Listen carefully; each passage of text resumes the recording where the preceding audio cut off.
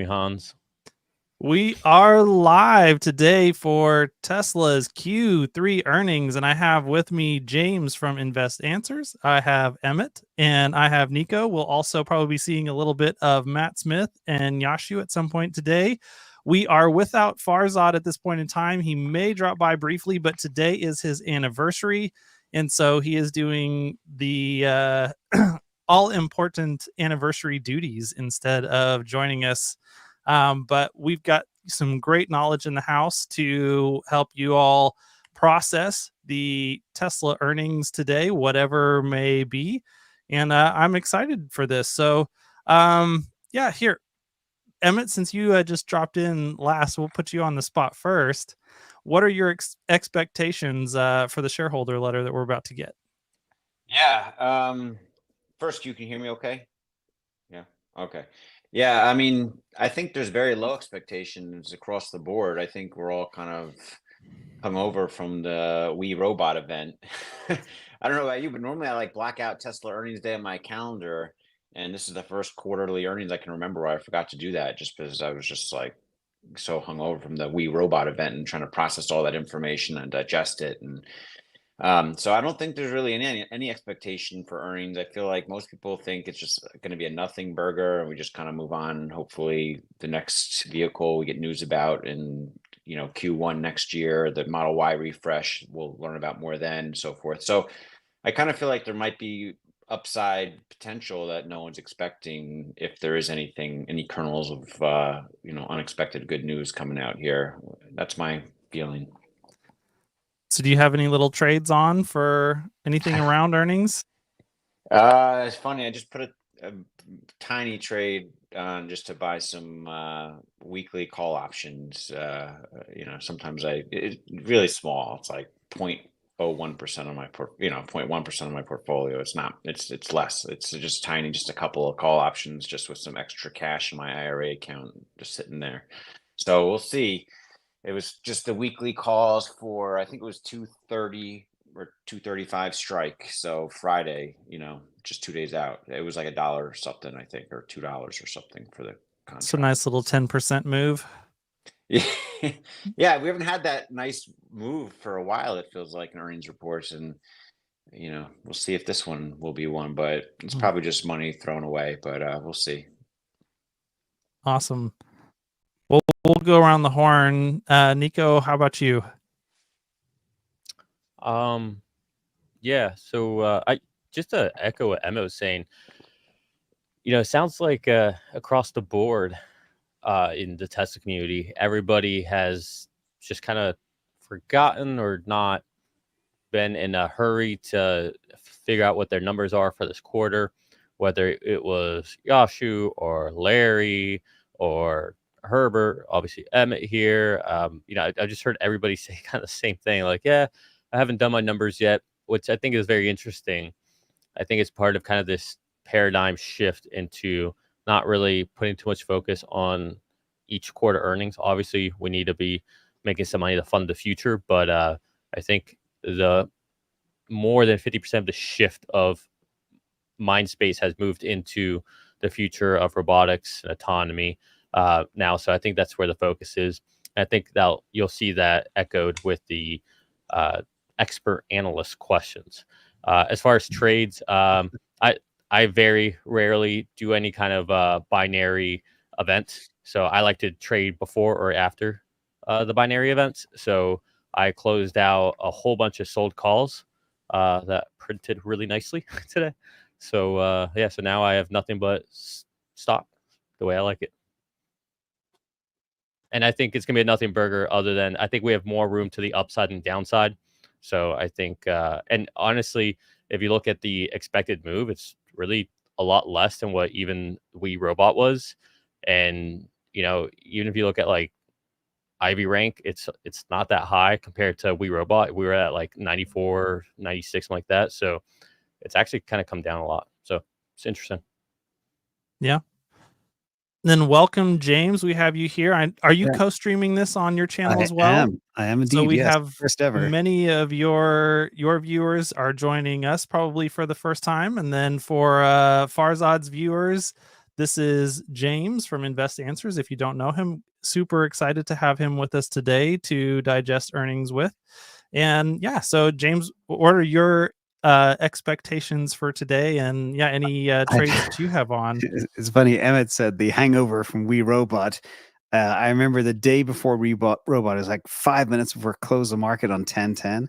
And I was going to buy a rake load of 250 put options that were expiring the next day. They would have cost me $9. And I was about to put that position. I said, you know what? I think it's going to be special. And I was wrong.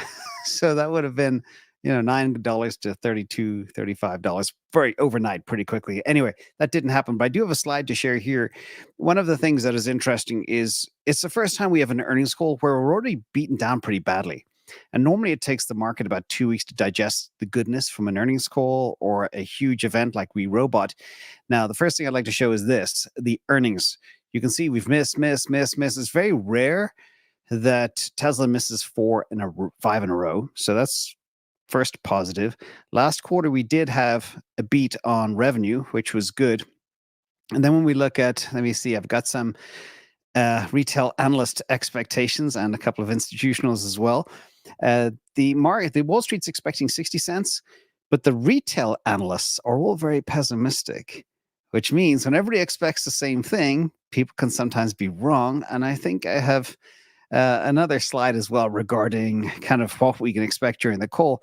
But that's where we are. The other thing that's kind of interesting is looking at the chart. We had a little bit of a pump into the close, which I wish didn't happen. I'd rather it sell off to the close and pump during the earnings call.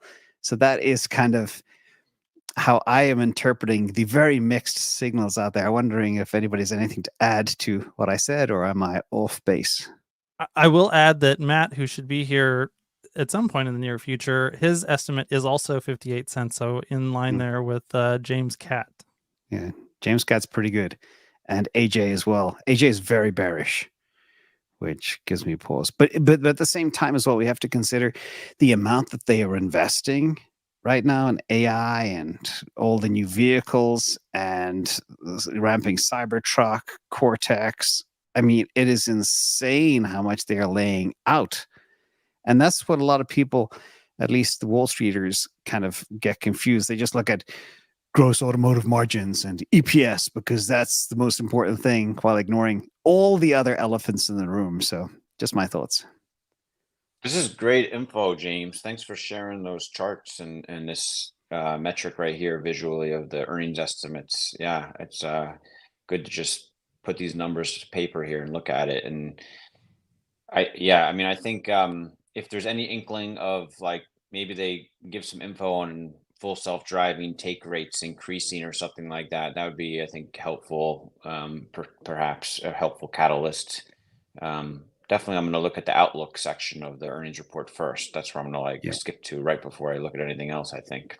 Exactly. And I also have a bingo card that we could talk about because the deck is coming out in about 10 minutes, I reckon, 11 minutes. But one of the other things that's kind of interesting to consider, wondering what you think. These are kind of the big issues for me, what I would be hoping to hear about on the guidance, not the results. But the most important thing in these calls is where the puck is going next. So Tesla Semi update, how are things going in Nevada, in Sparks, or whatever they're building that big Gigafactory. The big thing that fell on deaf ears during the We Robot event was Robotaxi. Unsupervised in Texas and California next year. And we had the Palo Alto news this week as well, which was huge. Cortex cooling is now operational, which is big, but nobody will ever pick up on that. Shout out to Joe Tegmeyer as well, who videoed that this morning. Model 2.5, that's the only thing that Wall Street cares about. When is the $25,000 car coming? And then Juniper, Model Y production is in production. It's been seen in the wild. Roadster, I think I've seen visions of that, but I don't know if it's AI created or not. And then Optimus, a lot of good stuff is happening behind the scenes. There was a lot of criticism that, it was teleoperated. But at the same time, a few days later, they launched the Optimus update, climbing stairs and navigating itself and thinking for itself, which is kind of powerful. Unsupervised FSD will be huge. I just did nearly 2,500 miles in 8 days in the Cybertruck. I was blown away. and it probably saved my life as well in one instance that I can say for a fact. I got to pump up that video as well of a deer running out in front of me in Yosemite. And then Megapack updates. Like by my math, in 2026, 2027, the Megapack business alone is worth $1 trillion. So that's the bingo card. Anything to add, or did I miss anything here? Looks like you got a lot of stuff to me. I mean, I can't think. Oh, Nico, can you think of anything, or Hans? Yeah, I mean the Cortex progress overall, in addition to cooling, I mean that's going to be huge. You know, I think a lot of people are wondering why is Cortex taking longer than the XAI Colossus cluster to get up and running. I don't think they appreciate how difficult video training is compared to just standard LLM training. So I don't think that concern is justified, but I'm looking forward to hearing guidance from them on getting Cortex fully up and running. And yeah, any commentary that they have around that it's huge. I mean, just thinking about the significance of what Cortex is and what it's going to be capable of, and you know the fact that, I mean, we've already seen how incredible it was for the XAI team to get Colossus up and running so quickly. And if they can basically outperform any other team with respect to bringing training online, that means the ROI on their AI investments are the fast, you know, XAIs will be the fastest in the industry in comparison to Microsoft or LLMs through Meta, and transferring that to Tesla and thinking about the implications of what Cortex is going to be capable of. Like, you know, because they don't even have anyone that's trying to train on video data at the same scale that Tesla is. And so for them to have that type of lead where no one else is even in the race, I really think this is the most important thing that 90% of even people who are interested in Tesla are just like sleeping on. Yeah, and Hans, I think you should use your AI brain to take this one step further and explain to the audience how significant this is, especially for things like an FSD OEM deal, and talk a bit about the insurmountable moat that they have around data and now infrastructure as well. I think Wall Street missed that completely. I think retail investors don't understand the importance.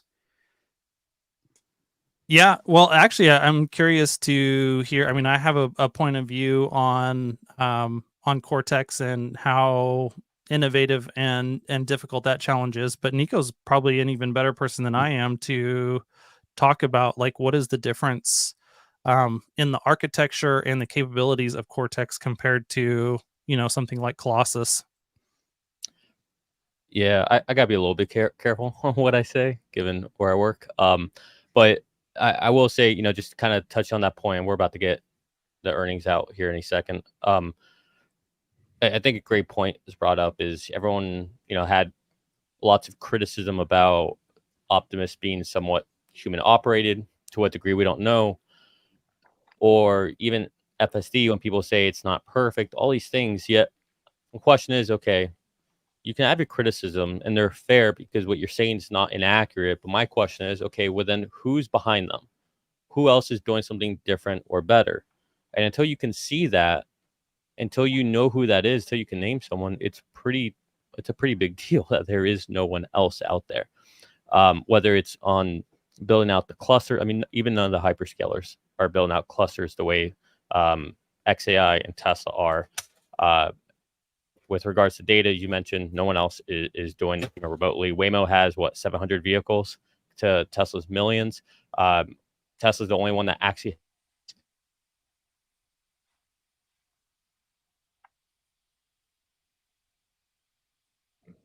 Are we losing Nico? Ooh, can you see me? Can you hear me? Yep, You're we back. can hear you now. Oh, that's unfortunate for you guys. Anyways, as far as the list that you had up there, James, I really hope. I'm leaning hard on the analysts today to ask probing questions about the launch in Texas and California. I would love for them to ask nuanced questions I think that Tesla will probably, or would be more likely to answer than not, such as when you said that, do you mean Austin, Palo Alto, Austin, San Fran, or do you mean the state? And when you say that, do you mean unsupervised as in nobody's in the driver's seat, or because there's 3 and Ys, S and X, they're still in the driver's seat, but they don't necessarily have to be involved for a certain period of time, right? Like those are like some really interesting nuanced questions. And then something else that I would like to know is, we don't know when you guys are going to hit the point where, hey, we can say victory, we got it, let's go robo taxis, right? We don't know. We don't know what we don't know yet. It's like Elon said many times, going up that hill and at that mountain, then all of a sudden you realize, oh, there's another mountain, it's even higher to climb.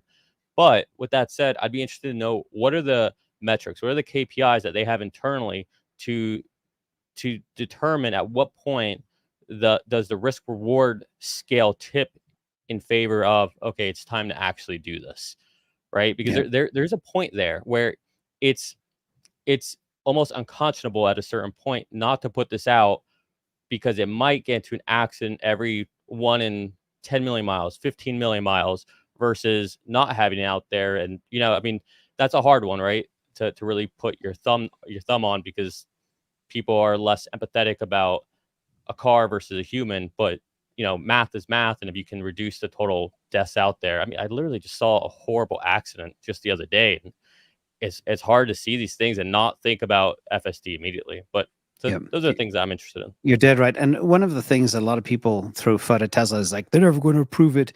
But you have to realize right now we're living in this very AI-driven, disruption-oriented world, and cities that want to brace innovation for their own rep sheet will allow this to happen. That's why Palo Alto, I think, is making the first move.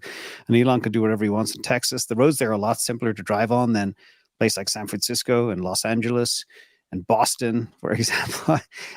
So yeah, it's a very good point there. But I think it's going to roll out. And I think they are 99% the way there with unsupervised. And we haven't even seen version 13 yet. So I think they have a lot of things up their sleeve. And the AI team has executed flawlessly so far in the month of September, or was it October? September. The months are going by so fast. Anyway, just bonkers. But this is kind of like my second list of the investor questions I would like to see asked and drilled into as well. And some of them you're probably very familiar with, and some of them you guys touched on. I can tell you number 3 is not happening. Oh, something came out. It's printing. It's moving around. We don't see it yet. It's on the Dow Jones Newswire, but the stock's moving up fast. There you go. By the way, never before has Tesla stock fallen 5 days in a row going into an earnings report. So maybe, but sometimes maybe this is stick. Sometimes it reverses. Yeah, sometimes it starts out high and reverses. But we'll see. It's right now in the 220s. 226. Yeah, we're pumping. We probably have to hit F5 for another 5 minutes before we can see it. F5. I don't have an F5 in a Mac. Or whatever. F2. I don't know. Whatever it is. Yeah, that's good news, Wall everybody. Street's got it, and their algos are acting on it already. So now I'm very glad I didn't buy those puts today. I was looking at the puts for Friday, and they were the 215s were $10. So you'd need 205 to break even almost. So well, you never know. I mean, even in the We Robot event, the stock was up to like 255 in the beginning, and then by the end it went down. But so it might start out high and then come back down. It's hard to say. We'll see. Yeah, I can share a real-time chart actually on the 1 second. Go. Tesla 3Q gross margins 19.8%, estimate 16.8. Adjusted earnings per share 72 cents, estimate 60 cents. Rev 25.18 billion, estimate was 25.43 billion. So they missed on revenue, but they beat on EPS and margins. Wow. More efficient than the street thinks or thought. So Wall Street got the gam, but my take on that is I think Cybertruck was a big tailwind for gross automotive margins. Maybe they were able to scale it and get that price, the cost down, because they're slinging so many of them for 106, 105K on average between the Cyber Beast and the dual motor. Yeah. That's really good. Pull up. You guys able to pull up the deck yet or not yet? Yeah, I've got the deck open. Oh, all right, I might pull it up too. All right, well, share away because I don't have it. So one of the things they note, the first thing I was looking at was whether regulatory credits came in pretty high, but they were in the $700 million range, which was higher than average, but not crazy high, lower than where it was last quarter. But it looks like there was a decent amount of recognition of FSD revenue related to Cybertruck and actually Smart Summon. So I'm trying to figure out exactly how much that is because they didn't exactly detail it. So I'm wondering if in the just difference in the balance sheet quarter over quarter, we might be able to hone in on that deferred revenue piece. So it was, it's actually pretty consistent. So I'm not sure what the rationale is here. So Matt, you hit on something. Hey there, by the way, you hit on something. Yeah, I just jumped right in right when they dropped it. I thought they drop it at 415 or 420 or something. Nico took his cap off or something. I thought for a second. No, but you mentioned they break out the Cybertruck FSD revenue and not anything else. That's fascinating. Oh, no, they didn't break out the Cybertruck FSD revenue. They said that there was recognition of FSD related to the Cybertruck. So all of the Founders Edition Cybertrucks came with FSD. There wasn't an option not to have it. I believe they delivered that functionality right at quarter end. So they were able to recognize FSD for a decent amount of those vehicles for those Cybertrucks. And then for across the fleet, at least in the United States, for actually Smart Summon. Cool. So trying to figure out exactly how much that was, but they don't say it right there in the summary. Stock hit 227. I mean, the big news here is gross margin 19.8%.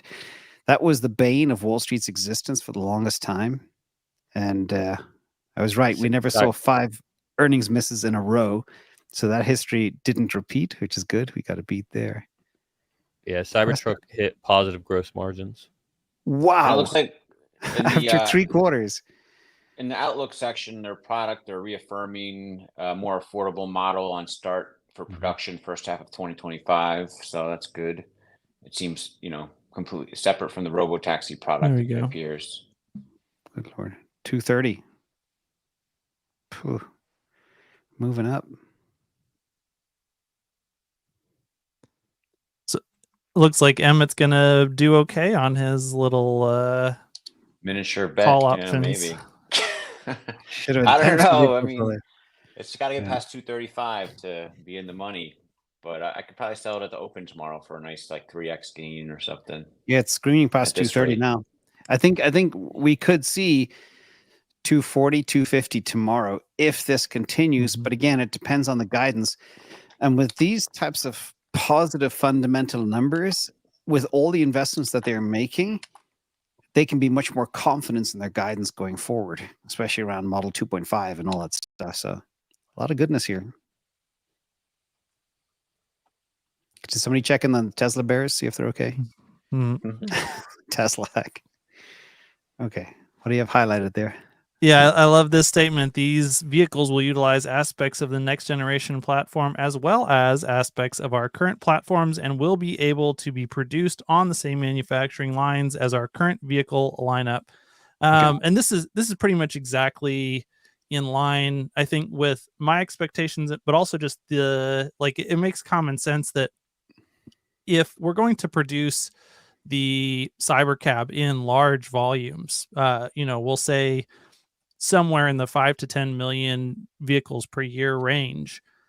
Well, you've got a long, even if we exit 2025 with 3 million units of capacity, growing that to then 3 million plus 5 million a year of Cybercabs, that's a huge jump. And so we definitely need whatever those next generation vehicles are to help expand the capacity of the supply chain and the manufacturing base. And whatever that vehicle is, it needs to be something that is halfway in between the Cybercab and current 3 and Y in order to help make that a continuous ramp that is something that can be accomplished feasibly. So I've got some breaking news, if you guys don't mind me jumping in. Energy gross margins for the quarter, 30.5%. Yikes. Wow. That is wild. Wow. That is a big shock. Well, before you joined, Matt, I said, based on 2026 numbers that I forecast, the energy business alone should have a market cap of $1 trillion. That's how important this business is. And nobody's appraising it. I would probably disagree with that. Just but I'd be curious on how you kind of get to those numbers on a rule of like what's the high level you're looking at. Yeah, just the growth rates. It also assumes the build out of a third Megapack tree after Shanghai, and 12 gigawatt hours per facility, and a constant 25% profit margin, and just crazy growth. I mean, energy is needed. They will not have any problem selling these things through 2030, in my opinion. Yeah, so I agree. I mean, I think the TAM is very large. But every time I've done the math though and tried to kind of back in on this, I'm getting, you know, like maybe $50 to $100 of earnings per share, not earnings per share, that'd be awesome. Of like Share value price. to share price implication. Yeah. Yeah. So Yeah, like I think it's important and underrated, but I would struggle to get to the $1 trillion mark, at least on a present value basis. If you're going to project out a number of years and say at a future value it could get to $1 trillion, like I'd buy that. Yep. So are there any pages y'all want me to go double click on and dig into, or? I did a search for the update on the 4680 cell, and there was just like one update in battery powertrain manufacturing. The last sentence is Q3. We produced our 100 millionth 4680 cell and continue to progress our dry cathode manufacturing lines. So I don't remember where they were previous to what their last like metric was for how many 4680 cells they produced, but at least they're quoting, you know, maybe someone will do the math and see kind of what their rate of improvement is, I guess, on the 4680, because I know that's a big part of their future still, right? Yeah, I remember they actually tweeted out about that 100 millionth cell, and I think Jordan had a good thread Okay. on what the implications of that were for growth, and basically that, yeah, we are finally getting into a new phase of exponential growth for the 4680 again. When you compare that, like you said, with the dry cathode thing being solved, then it looks like, you know, maybe we're finally out of the woods of all the choppiness for 4680 growth.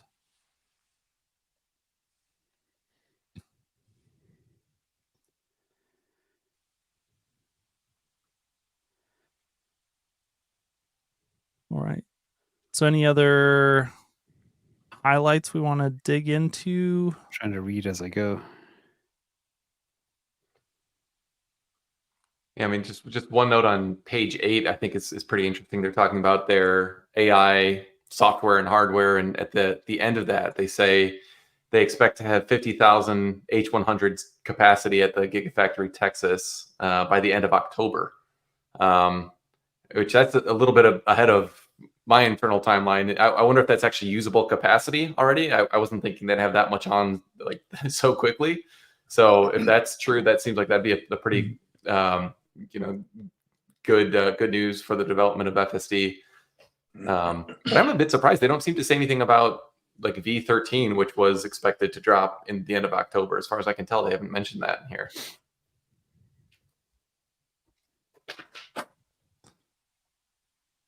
here. Yeah, I don't see any mention of that specifically. I do. Yeah, James had pointed out that Joe Tegmeyer this morning called out the fact that they've got the liquid cooling running for the Cortex cluster, and so I'm sure that's probably in preparation to get. I mean, that's looks like 21,000 H100s up and running, above and beyond what they already have.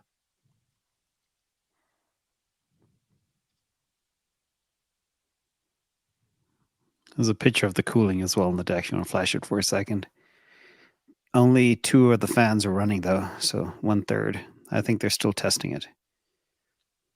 So there's two interesting things that I just saw. I don't know if you guys already talked about it or not, but it looks like they are anticipating a really big Q4 because they think there'll be slight growth year over year. Wow. So Yeah, Elon's going to pull out all the stops to make sure they do not shrink, even if it means 0% on all vehicles, FSD transfer, etc. I expect that to happen, and they have the capacity. And the numbers just out of Shanghai this morning were very strong. Third best week Yeah, ever, and Model 3 is a third of all volume. Yeah, under Outlook, it says we expect to achieve slight growth in vehicle deliveries in 2024. So what is, you guys keep me honest, what's that mean? They have to hit 500,000? It's Oh, over. I think it'd over be 520. 520. Yeah. Yeah. Wow. That'd be huge. And they've never hit 500 before. So I mean that's Yeah. that's a lot And of then- vehicles. And then for all those people talking about Tesla needs to do a capital raise, it sounds like they're signaling that Who's they saying don't need to that? do a capital Who's raise. saying that? Whoever says that, They've got 33.6 billion in cash. And That's I was just ridiculous. looking at this. Free cash flow in Q3 was 2.7 billion. I mean, that's wild. Yeah. I'm Do not we have- going to throw anybody under the bus, but they're on the other big stream happening right now. Oh. Oh my gosh. And they's not one person, it's several people. I actually haven't heard that in a while. I mean, that's kind of shocking to me that people are still saying Tesla needs to raise cash. I mean, I thought we dispensed with that like 5 years ago. Yeah, me too. Even me, Kevin, says that like every other time he talks about Tesla. That's ridiculous. I know you guys probably like it's ridiculous. You guys listen to him. Have we dug into why the revenue was a miss? Was that because of revenue recognition around Megapacks? No, I mean, I think the Megapack revenues were largely in line, or the energy revenues, at least with what I had been modeling. I'm not comparing it to where the street came in, but I mean, I think the automotive sales numbers are lower than I would have expected. So 18.8 billion versus 18.5 billion in Q2, and that's despite having delivered a lot more vehicles. I'm guessing product mix. I mean, we know they sold a lot more in China at a much lower price point, so I'm guessing that has something to do with it. And I wonder if foreign exchange. I should probably look at this before I start spouting off, but I would imagine if the yen depreciated a little bit, that might decrease the sales figure a little bit on a, when you adjust it for the dollar impact. But the margin would be intact still. So that's a thought. And another interesting call out too, apart from the Tesla gross margin of 19.8%, which is mind blowing, despite the rev miss. Can you imagine? But the other thing is Tesla free cash flow 2.74 versus 1.6 estimate. And free cash flow is everything. That's probably the most important metric, as Jeff Bezos used to say over 20 years ago. So any thoughts on that? Especially with all the investments that they're making at the same time. Yeah, they invested 3.5 billion in CapEx this quarter, and they were still able to generate that much in cash flow. Nearly 3 in free cash flow. Madness. Wow. How much are the emission credits? Can't see those numbers. 700 something million, I think. Oh, so it's small. Okay. 739 million. So I mean, higher than it has been historically, but lower sequentially. Yeah, usually it's like 500 million or something in that neighborhood, right, Matt? That's where it had been for a long time. Last quarter, it spiked up to 890, and so like, okay, is that an anomaly or is that a sign of things to come? So I am surprised it's as high as it is again, but it's not like it's completely out of whack and driving 100% of the change. It seems like there's a lot of little things that are all kind of piling up for a really strong quarter. Mm-hmm.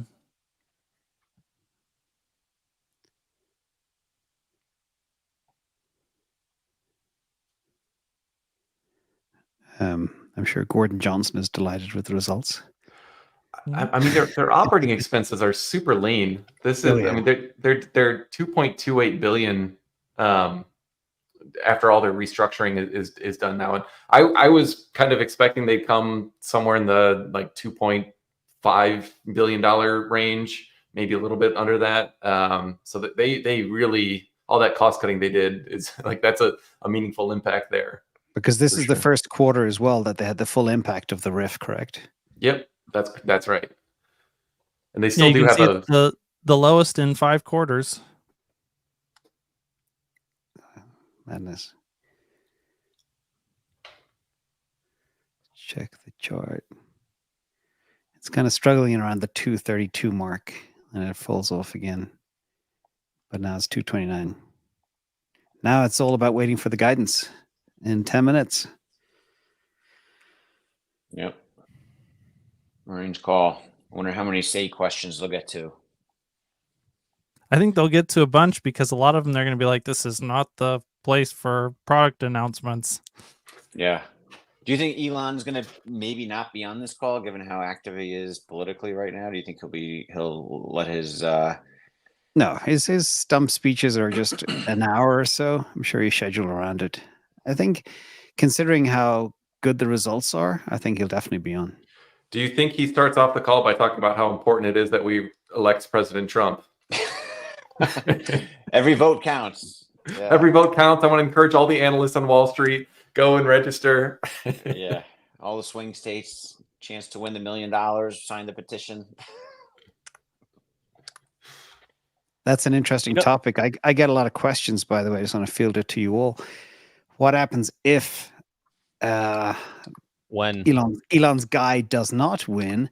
How badly could that never mind. impact the Tesla stock? Any takers? What's gonna happen, my friend? I worry about Elon, just himself personally if somehow Trump does not win. But I'm not sure the stock takes a near-term hit.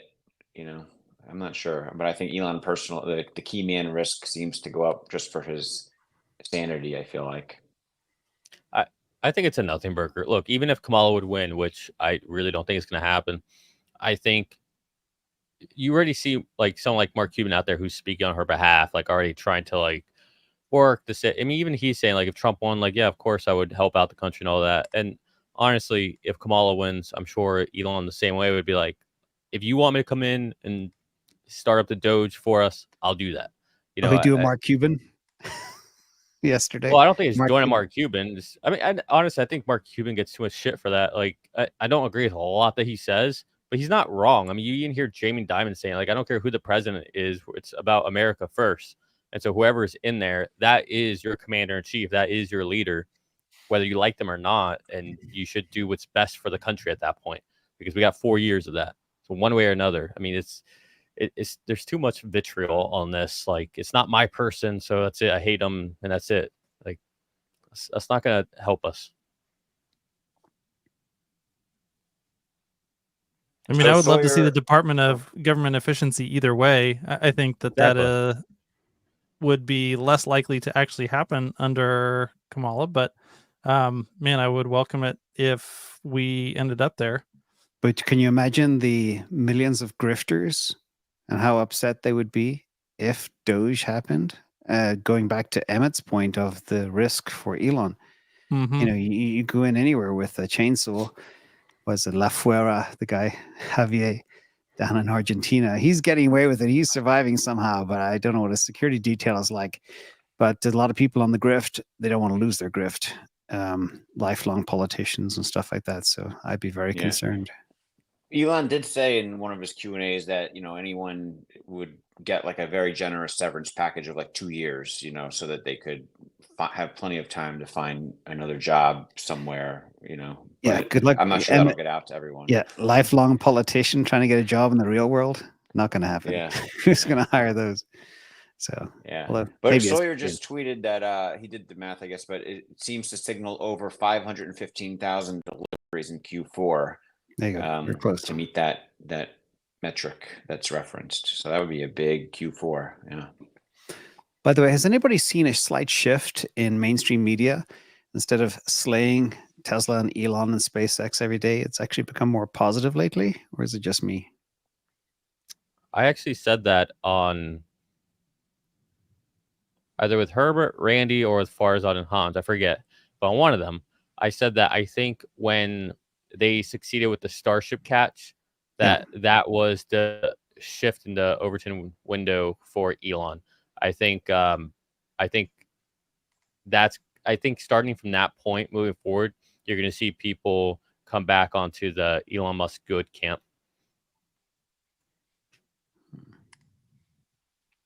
232. I think that there's a lot more attacks focused on Elon as a person lately, with his political involvement, and it's shifted away from the companies as much, Yeah, but to me, that's more about, like, that's a problem. If someone can't have their own opinion without you saying that there's something wrong with this person, or they're corrupt, or they're unstable, and like, that's you have a problem with yourself.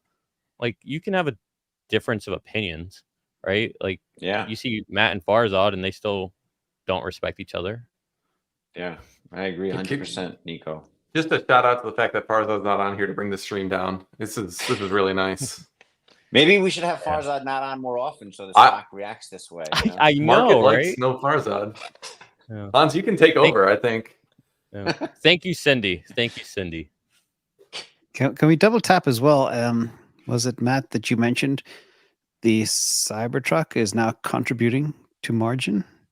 I think that is worth repeating. I mean, what other car company can make something so groundbreaking, so revolutionary, with such complex technology, materials, and make it profitable in a short window of time? It's unthinkable. Lucid. Rivian. Oh shoot, no. Come on, right one. I like imagine being one of the other incumbents. It'd make you pretty anxious right now, I'd say. I mean, I can't imagine being GM or Ford and looking at the Cybertruck and realizing that this is what you have to look forward to competing against for the next couple decades. Yeah, they're 1/3 into the ramp, and they're already profitable. Mind blowing. It does bear noting though that they're selling, at least in Q3, exclusively Foundation Series Cybertrucks at a. What do you think the ASP on those was? Like 105, 110? Yeah, 105, 100. Yeah. So, if they're positive, they could be positive by $2,000-$3,000, and that's like a 2 or 3% gross margin. So now that they're introducing the lower cost variation, those margins, I would assume, might shrink, but that's going to be offset by the fact that they're continuing to work out kinks in their production system and scale and get the the economies of scale that's going to help. So it's going to be a little bit of a cat and mouse game with ASPs coming down on Cybertruck. You're not going to get this one-time benefit of the recognition of all the Cybertruck revenue for both Q2 and Q3, which is what they got, because all the Cybertrucks sold in Q2, the FSD revenue was recognized in Q3 also. So that's a little bit of a one-time bump, pretty small impact, I think, overall, but it's, there were a couple things that are one-time-ish with Cybertruck in Q3. So I would be curious if they talk at all about like what was the actual gross margin on Cybertruck, or like, are they still going to be gross margin positive at these new lower price ASPs that they're going to have going forward? Hans, can you pop my chart up for a second? I'm sharing right now. Check this out, ladies and gentlemen. Pretty bonkers. We are shooting to the moon. I said it could be 240 to 250 tomorrow. It looks like we might hit 240 on this call. That's coming. But that's a big move out there. And that means there's some gamma squeezing going on too, because a lot of bears are very much short. And they were used to the last 4 quarters of going down. Can we just say what a shock these numbers were, though? Like every single, Twitter analyst, expert, myself included, was coming up with EPS figures lower than Wall Street. And Tesla absolutely knocked the socks off of every single estimate. This is like across the board. This is a massive beat. Matt, if they only had regulatory credits of 300 million instead of, what is it, 800 million or whatever, if they had 500 million less regulatory credits, how much would that have affected the earnings per share? How many pennies? It's a handful. I can get you. Let me just like a rough estimate. I closed 5 cents, 20 cents, 10 cents. No, it's not 20 cents. It'd be between 5 and 10, I suspect. Okay, all right. So it's it's hard. Irrelevant. I feel like that provides a lot of noise, and that number alone, for example, like it's almost meaningless for a long. In a lot, we like to discount that, but it's real money. But it's a lot of noise in that variation, I feel like. I don't know, with everybody pulling back on their EV plans, I think that regulatory credit revenue stream is only going to continue to grow for the foreseeable future. You might be right. Yeah. Could be more. GM was actually growing pretty significantly year over year. And I think quarter over quarter, they were up like 30% or something like that. So it's they've been gaining market share now in Europe, probably less so. But I don't know. It's not clear to me that reg credits will be going up based on the success that some of the other OEMs are having. But to put it in the context, that regulatory credit that everybody always wants to say it's, we need to factor it out. That's over 50,000 H100s a quarter that they can buy. Think about it that way, right? That's over. That's probably closer to almost 100,000 H100s per quarter they could be buying. Like, they're essentially all the other incumbents are paying for Tesla to get the AI compute hardware so that they can then further take the lead on them. I mean, the irony is palpable. So, Emmett, I did just run the math just to finish that. With the reg credits, the 790 versus if they had been at 450 million, which is kind of where they had been historically, that's worth 7 cents. Okay, that's not much. Wow. Not too much. That's nothing. Let's go. I mean, it definitely contributes to the beat. I mean, there's like it's not actually nothing, but it's like you still the core business still did, what was it, another 7 cents on top of that? What was the actual earnings per share? I was gonna say, you factor that out, it's still a beat. Yeah, exactly. Yeah. Yeah. Sorry, Farzad, you're gone. To circle back though to the CapEx point, we really were using that money to build out auto manufacturing capacity for a long time. But I think, to your point, Nico, like, we have shifted to now using that CapEx really to invest in training capacity and building out the AI factories that will produce the intelligence that animates our robo taxis and our Optimus robots. Yeah, another very nuanced finding as well. People were all up in arms about them stopping the supercharger rollout, but they created more superchargers last quarter than the previous quarter. So they have not slowed down. In fact, they've accelerated. Just a small little point. Good point. Roadster, is it going to happen? Quick round the table, yes or no? I think it is. Next year, and will you order one? I got my reservation in already, so I'm just waiting. Yeah. Wow, I'd probably kill myself, so I'm not gonna. I'm happy with the Cybertruck. I need something bulletproof. I think they might only produce a certain amount of them, I guess. I don't know. I feel like it's just kind of be like a spectacle, like a technology spectacle or something, and it'll make like several thousand of them, and that's it. So it could be like a real cool collector's item for the future if that's the case. But maybe they'll just make as many as people want. Who knows? There was another thing as well that people may have missed, but a lot of people were saying that the conductive charging would be a failure and would result in a lot of loss of energy. But apparently it's running at 95% efficiency. Do you guys see that? That's also a big point. Yeah, I definitely saw that MKBHD put his foot in his mouth on that one. And obviously, yeah, Wi-Furion is above 90. So it's hard to say. I mean, I didn't see the estimate that it was actually at 95%, but I knew it was somewhere in that vicinity. Yeah, I think it's between like 90 to 95%. I'm an investor in this company, Hevo Power, that's been doing it for a long time too, and they're working with some of the OEMs on this for future models, and I think it's between 90 and 95%. Maybe it was 80-85% 5 years ago or something, but it's gotten a lot better in recent years. So yeah, I was just gonna say, but it can only be up to a ahead. certain capacity. Like if they try to pass through as much energy as a supercharger, even at 93% or something, there's too much heat escaping to make it work because it would melt everything around it. So it can only be up to a certain level of energy capacity, power at a time. I can't remember. Matt knows the kilowatt hours or kilowatts. I forget the metrics. I confuse them, but it's kilowatts probably for the charge rate. Yeah. Which amps or whatever. Yeah. That does seem like questionable to me. I mean, because Tesla clearly has thought about this before they decided that the Cybercab's just not going to have a charge port. So they must have figured out how to charge them at a high output supercharger type of situation. I mean, do you guys have any thoughts on are they going to just update the supercharger infrastructure with some mats or something, or are they just going to assume that people only charge these at home? Or it seems confusing to me. I think there's going to be two things. One, I think you'll have dedicated Cybercab charging lots, and then I think when you buy Cybercab, you'll also get the opportunity to buy a wireless charging station, just like you have the ability to buy a wall charger. Yeah. Did they say the Cybercab is not going to have a plug for superchargers? Did they Nope, explicitly say doesn't. that? Yep, doesn't have it. They didn't say that. But it wasn't visible on the vehicle. But There's that's no okay. sign of a plug. Lots of things weren't visible on the vehicle. Doesn't mean that's not there.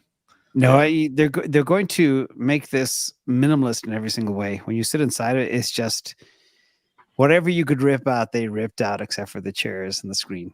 That's it. Well, That's I all wonder that's how in much there. cost it would reduce to eliminate that charging capability if they, if they wanted to. I'd say It might save $300 $500 or so.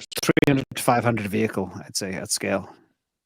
I think that's going to be a game time decision that they're going to continue to explore from now all the way up until they start up production.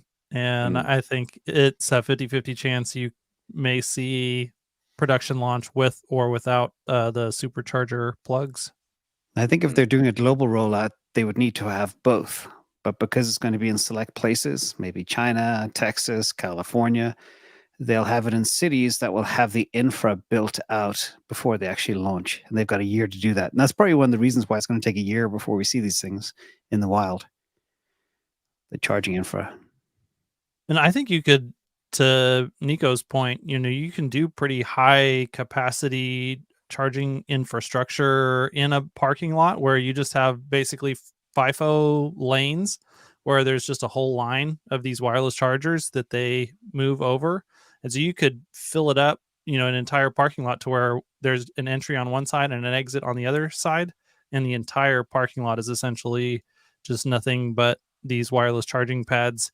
And you can move quite a few Cybercabs through something like that and charge a lot of vehicles in a relatively, short period of time.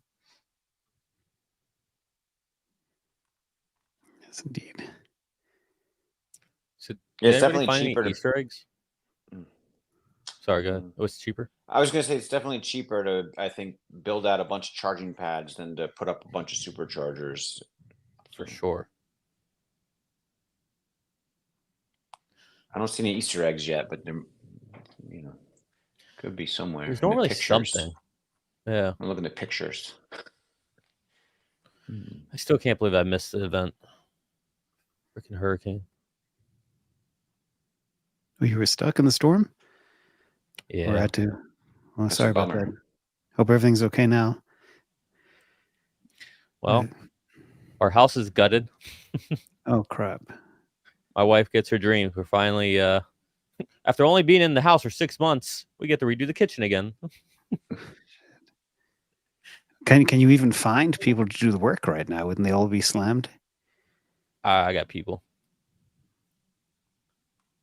I didn't Hey, see man. enough people with the Wii robot event. Like they have a picture of the hand, and I think that's a real big deal. Like the new hand has 22 degrees of freedom. I looked up the human hand only has 24 degrees of freedom, so it's just a little bit more nimble than this new robot hand. So I feel like solving the Optimus hand is a really big deal. So that's a big. They have a picture dedicated just to the robot hand, for example. I think they know it's a big deal. There's two very important things that I witnessed while I was there. One is holding up this little paper bag of caramels or chocolates or something, but the top of the bag was extremely thin, maybe 2 or 3 millimeters, and it had the dexterity to be able to grab the top of that bag and hand it over. So that was, it speaks to exactly what you're saying, Emmett. Extremely dexterous fingertips. And that was Optimus that you saw there. They have the hand Better by one. itself on the new one. They haven't put on the Optimus yet. I don't think that has 20. That's even more crazy. So that's There was a guy there called Dr. Know-It-All, and Yeah. he said he saw 22 degrees of freedom on the demo one at the event. oh really? Can anybody On the correct me on Optimus that? Hans, did you pick up Yeah. on that? We're conflating. Yeah, two here, things. I'll show you. Let me pull up the shirt. Ta-dun, ta-dun. Who would have ever thought we'd spend so much time fascinated about fingers? Yeah. Here we go. Here we go. Oh, it's So in the this was the 22 degree of freedom hand. They did have it. It was at the event. It was in the VIP section. There's some videos of it circulating around online. Dirty Tesla has one that's probably the best one that I've seen, but there's a few other ones as well. So this is the new hand, but this hand was not what was actually on most of the robots that were out in the wild. So these any. hands, yeah, this is not the most, Optimus. on any. Yeah, this is Optimus Gen 2, and that's the Optimus Gen 2 hand on all of those robots that y'all interacted with, and that is the 11 degree of freedom hand, as opposed to this very special hand that you can see is driven by these tendons. It's a whole redesign of how the hand works. So, like you can see, there's 3 individual segments here on each finger, 3 for the thumb as well. These Optimus Gen 2 hands only have 2, so basically 1 2 knuckles instead of 3 for each, and that's also for the thumb and for the fingers. And so anyways, there's a lot of differences between this design, and this one is the one that will be able to function almost identically to a human hand if they can figure out the software problem. And that is a very, very, very, very difficult, if bipedal walking is hard, human dexterity hands is even harder. I'm glad I'm not in that job. Trying to figure that out. I've done a little bit more. I've done a little bit more math in the background here, and came up with something I think is pretty interesting. So they note on their energy deployments outlook that energy deployments are going to more than double in 2024. And so if you look at what they did in 2023, combined. What page, Matt? I'll pull that back up. It is page 10. It's the last sentence of the first paragraph. It says energy storage deployments are expected to more than double year over year in 2024. Okay. So if you look at what they did in 2024 on stationary storage deployments, it was 14.7 gigawatt hours. And so a double of that would be 29.4 gigawatt hours. And to just do a double, that would imply Q4 deployments of over 9 gigawatt hours, which is basically what they did in Q2. But since they're saying more than double, I mean, it could be 10, 11, maybe even higher. But at a minimum, we should be expecting 9 gigawatt hours of deployments in Q4. So I think that's pretty impressive guidance that they're giving there. Good find, Matt. Good deduction. Especially if we can maintain 30% gross margins, then I don't know, maybe it is worth $1 trillion. Yeah, you should put that out on a tweet like Sawyer, just so. Yeah, I think I'll do that. That's it seems like very logical deduction right there. A lot of people probably haven't put it together. Would you guys say that we can officially say that Tesla gross auto margins, excluding regulatory credits, have officially bottomed, since now we're at 17.1 versus 14 point something last quarter? Well, I think they're going to cut a lot of prices this quarter to ship, 500,000+ cars. I wonder if it could get lower for this fourth quarter, if they're going to really try to ship more product by having to cut prices more. I'm not sure. It's got to be close to the bottom if it hasn't bottomed. But this fourth quarter, it depends how many deals they're gonna give out. I guess that's my thought. Man, I just wonder how many people are trying to cover right now. There's definitely some of that going on. And the question is, can they? That goes to show you, when everybody thinks something, that's probably wrong. Matt, you missed the beginning of the video today because we spoke about that. It was highly unlikely there'd be 5 misses in a row, and everything was shaping up. The sell-off post-We Robot, but it was leading to definitely some type of bounce. However, none of us expected the results to be this good.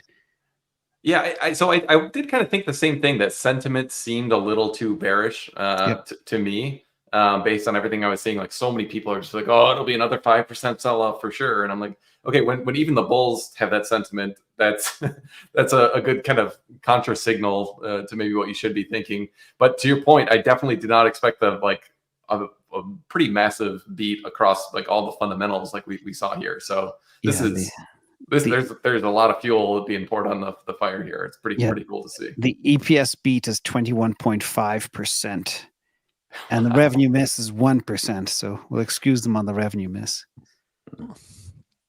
Yeah, I'd love for them to dig into FSD in a little bit more detail, because from what they provided, you really don't have a whole lot of information on how much they recognize from the deferred revenue balance, let alone like what are the FSD subscriptions right now, or what's the take rate. I've always been like wanting them to disclose a little bit more around that, and it's just, given that revenues are flat and margins were such a surprise, it seems that we've got FSD revenues really contributing to that. I mean, I don't think the reason that gross margin expanded so much is that they cut out a huge amount of cost from the vehicles. I'm sure there's been a bit of that kind of helping around the edges, but to me, it's almost smelling more like, FSD sales or subscriptions or, one-time recognition is a lot higher than we were expecting.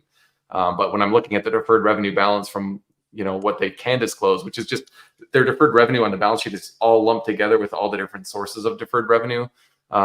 Might need to wait for the 10Q to come out to get more detail on how much of that is related to FSD. But there's nothing jumping out as like the entire deferred revenue balance decreasing in any noticeable way. So can you pop up that chart again, my one that I'm sharing, just to show you how quickly this thing is moving? Not the slide, but the actual screen. Yeah, it looks like it's topping off a bit here at the 232 level, 234, but still big move. And people have to remember, not all people have access to after-hours markets. So it does bode well. Well, depending on the guidance we get later, which I think will be uber bullish, but tomorrow should be a very good day. And that's where you see the big gamma squeeze happening.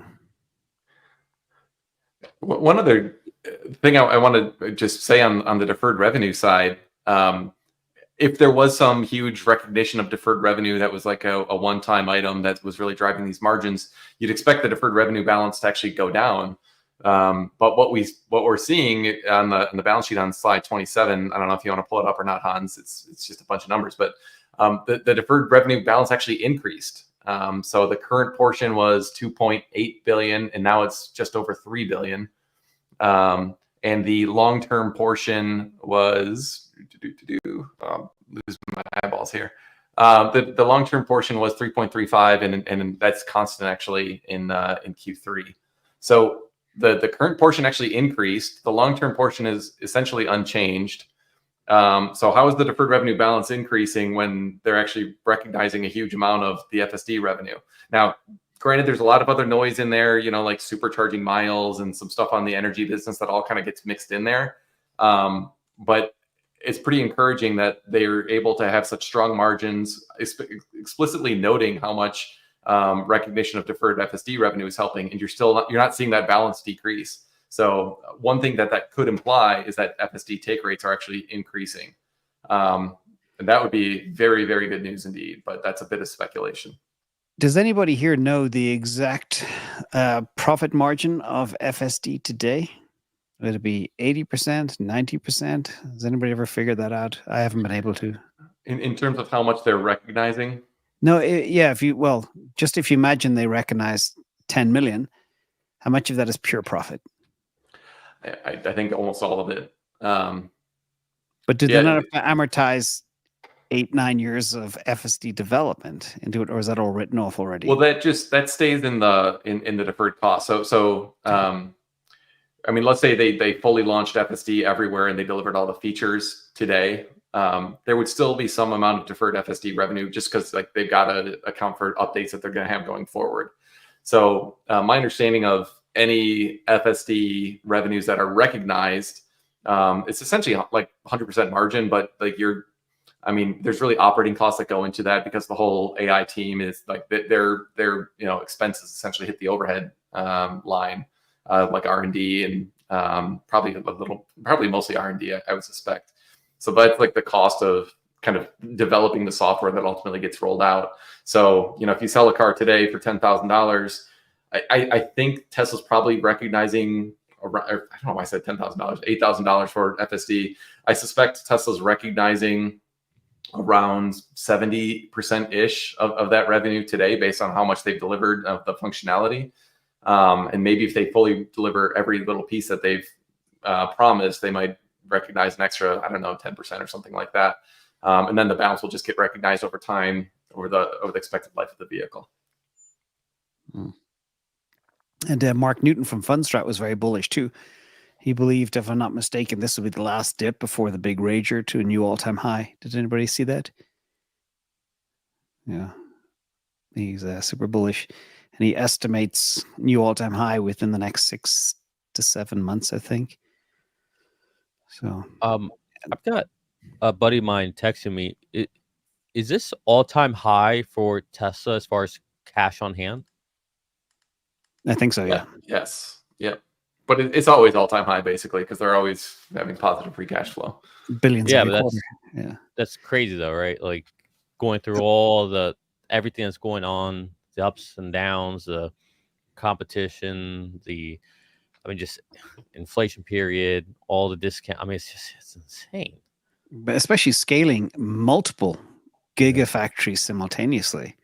If you include Megapack and the semi-gigafactory and also the battery facilities and the extensions to Giga Texas and so much more, it's pretty mind-blowing that they're still socking away so much free cash flow. Apparently, by the way, I just saw some breaking news that CNBC is fudding Tesla again. But I don't have TV, so I can't pick that up. Mm-hmm. But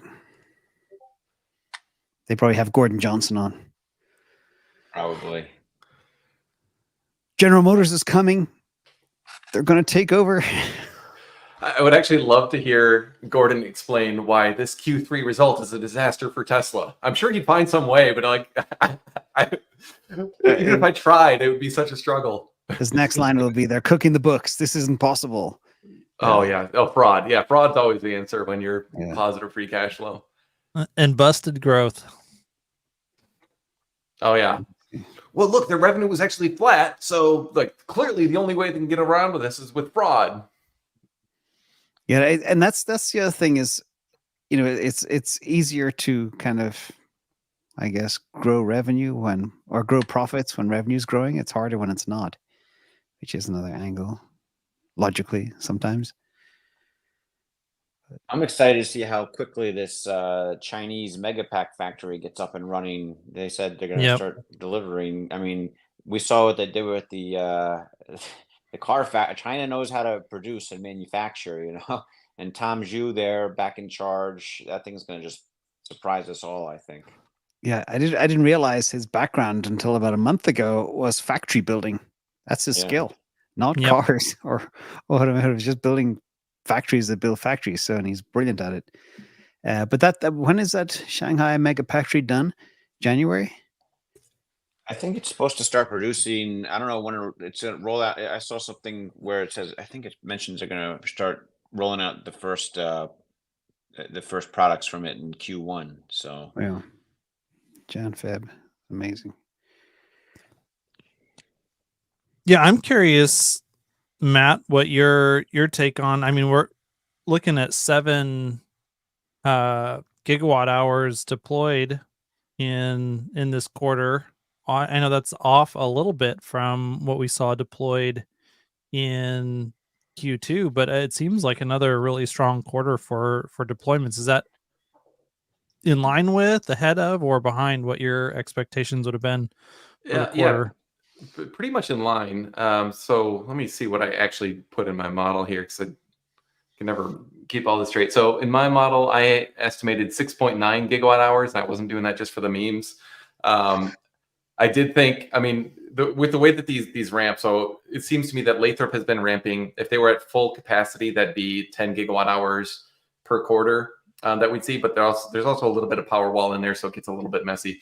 But with them being flat for so many quarters in a row, it just seemed very logical that they had built up a lot of Megapacks, and just an unusually large number of them essentially took delivery and got qualified as a deployment in Q2. So it wasn't necessarily indicative of like some massive step change that we would never kind of like come back down from, or that we would never come back down from. So I was expecting a pullback, and the pullback was not as sharp as I had actually projected. So this is pretty good news, I think, that the deployments are still so strong, and especially when you couple that with the guidance that they had, essentially showing that they'll get to 9 gigawatt hours plus in Q4. The whole energy, I couldn't have asked for a better quarter on deployments, on margins, on outlook for energy. I mean, this is an absolute home run quarter for energy. Yeah, and just digging into one of their claims as well, they said they would make a new record number. They'd have growth for 2024. I went back to Q4 2023, and they made 495,000 cars. So to break the record for 2024, they just need to do 20,000 more than they did a year ago. And Cybertruck didn't exist. Cybertruck alone will close that gap. So that's very achievable. What do you guys think?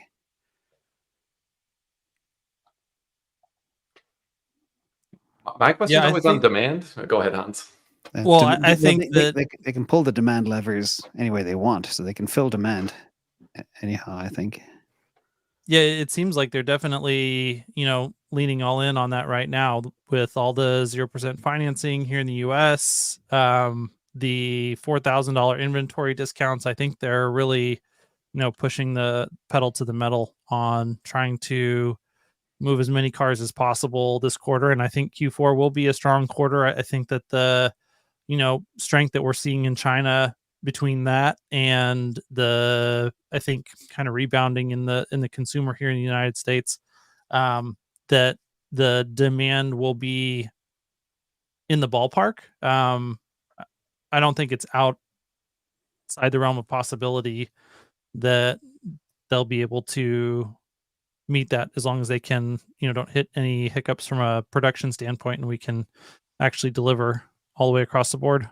So I got production's been solid. Like I don't expect anything there. I have a philosophical question for you all. So the competition is reeling, first of all. Second of all, there's been a big uptick in the second half this year back into BEVs. So BEVs are not dead. Third of all, would you buy a dumb car if you were going to make that capital investment today, or would you buy a smart car that can drive itself? Because if I was investing, I would not dream in a million years of buying a dumb car. It would only be an FSD Tesla. What do you guys all think? Is that crazy, or is just, my diesel F-250 will still sell like hotcakes, or not? Nico, would you buy a dumb car? Putting you on the spot. Because it's going to amortize like hell. Would I buy a dumb car? No, you're talking to the wrong person here, man. I don't think anyone who knows about it would, but I only think like 2 to 5% of the population is aware of that, so Tesla doesn't really do itself any favors in educating the general public. They rely on people like us to try to educate them. So if more people were aware, yeah, for sure, demand would be through the roof, but it's just not enough people aware. I also think that you'll see, like, I don't always agree with what you're saying, Emmett, in terms of like FSD and that part of it. I think once we see FSD wide, like once you can use it in Europe, once you can use it in China and Australia, etc., I think you'll see a actual campaign of trying to get people to adopt it. Why would they do that versus, like they don't do it really now with the vehicles? I mean, they've tried a little bit, but I don't know. I think it'll change once we're out of a beta supervised level of the product and they're ready to roll out worldwide. Wow, that's a tongue twister. You get what I'm saying? Well, and then actually Smart Summon rolling out, I think that's a pretty important feature, and it does seem to get some traction and some play on social media. And so I think that is another, between that and the Cybertruck, like more Cybertrucks on the road. I think that those are both, definitely marginal demand levers that are significant. I think banish is going to be what matters. Banish is the actual usefulness, not summon. Yeah, Banish is big, and I think once they have these self-driving programs going without like the unsupervised full self-driving going, then it's going to sell itself, and they won't need to do kind of any kind of campaigns. They don't have to, there'll be tons of news, tons of people just start buying it. Fleet managers will get smart and buy it. But I think now is the time they would need to do some kind of campaign to like signal like, hey, this is coming. You want to buy any Teslas ahead of time. But yeah. There's a Just question my in the thought. audience here. What is Banish? Can somebody explain Banish? Hans, give that to you. Yeah, so that's just the ability for you to tell your car, hey, drop me off at the front of the grocery store or the doctor's office or wherever, and then it will go and find its own parking space. And Ashok has said that we will have that by the end of this month. He made a lot of very ambitious promises about what they would deliver in September, and they delivered on every single one of them. And so there's a high likelihood that sometime in the next 8 days, we will see a large number of customers actually have the ability to do that with their Tesla. And this is a first ever feature. We did have a version of Smart Summon back in the day that existed for customers for a little while. Then it was pulled, and but we never had Banish. We never had the ability for the car to actually go and find its own parking space for you. And it's going to be pretty incredible and exciting when it happens. Right now, with the new actually Smart Summon that's out, you can actually have the vehicle come to you in a parking lot now, and it's pretty impressive. It functions well. It's making good progress. And this ability to both come to you in a parking space or to go find its own parking space is a very important component of the overall FSD stack that's necessary for you to actually have an unsupervised version of FSD. If the car can't come pick you up or go find its own parking space, then it cannot actually be fully unsupervised. And so this is a big thing that has to be delivered in order for us to get to that unsupervised level. Yeah. Think about it this way. This is how I see it. Teslas are the only vehicles really out there at scale that you don't need to go to a gas station. They're the only vehicles that can drive themselves. Now, they will be the only vehicles where you never again, just the way you never have to go to a gas station or anything like that, you'll never again have to go park. You just go to the front of the supermarket, get out, car, go park yourself. You go to the mall, go to the front, car, go park yourself. You go to wherever, car, go park yourself. Never get. It's the ultimate valet. Yeah, I think there's a couple of things as well that I think are overlooked market segments for FSD. That is teenagers and the elderly who are, let's say, hard of driving or fraught with risk, drinking and driving use case. Could you imagine the people that just want to go out and they want their own limo driver and bring out their friends, sit in the back of the car and have fun? I wonder how the cops are going to deal with that in 2025. That's what I'm interested in. I had this cop staring in my window down in Los Angeles, and literally I thought he was going to pull me over. He was staring at me, and I'm sitting there. I had my phone in my hands. My hands were not on the steering wheel, and he was just staring me down, like waiting for me to crash or something. It's like, I'm just doing nothing. But it's such a different time. It's going to be a radical change. But any thoughts on that? Like those market segments, like if, for example, if you got teenage kids, you don't want them driving a car that doesn't have all these safety features. Emmett, I see you knocking your head. You agree? Yeah, I agree. I've said for years, I don't think any of my kids are going to drive. They're going to all have these cars driving for them. I'm happy for that, because I know when I was a kid learning to drive and doing crazy things, it was quite dangerous. So yeah, I'm excited that my kids at least won't have to drive ever. Yeah, or imagine this scenario as well. There's an old people's home down the road, and you want to give back at the weekend. Say, hey, you guys want to go to the store? Yeah. take my Model X, go Yeah. have at it. So Exactly right. there's so many use cases that are very exciting. There was a question also in the audience, which I found quite interesting. People wanted to know how much Cybertruck was cannibalizing other models, the sexy models. I think it's a different market segment entirely. I don't think there's any cannibalization happening at all. Thoughts? I agree. Very minimal, if any, cannibalization. If anything, it's net positive, is like Hans and others were saying earlier, just like seeing them on the road brings more awareness about Tesla for people to research it a little bit more in general. Yeah. I got a little correction here. It's all good for drinking and driving as long as there's no booze in the car. No open booze, but you keep it in the trunk. So that is the law. I think, but it's not in all states, though. Can you have an open container in different states in the U.S.? I don't think so. I'm sure. Okay. That's a big no-no here. But with a cyber cab, I mean, it's not like you can do any of the driving. So Yeah, good point. like in a limo, you can in a limo, right? Yeah. There's another funny question, too, regarding the Banish. How will the car pay for parking? Oh, Obviously, I've thought about that. yeah. I've Go, actually put out a few posts about that, wishing that the Tesla software team would do something about it. So simple. It is so simple.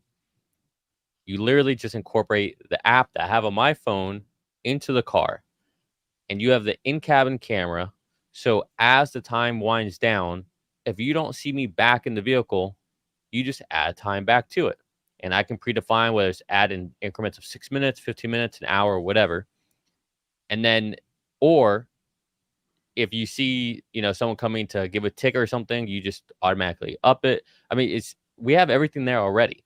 Like it's not like it's a hard problem. It's a solved problem. You just have to implement it. Like it's so simple. Or they could have Tesla self-charging stations. It can go charge while you're in the restaurant or the shopping Or area. maybe Or it just drives in circles indefinitely around the parking lot until you get back. The first few months, they could probably get away with that when there's only a few of us out there, but in time that won't work. Yeah. I mean, like there's only so many like apps out there, like per state, like here in Florida, like most of it's just Park Mobile. I don't know if you guys have that there, but that's what it for the most part is in Florida. So you just have the Park Mobile app there. It uses the in-cabin camera. You approve it, and that's it. I can just go park at any meter.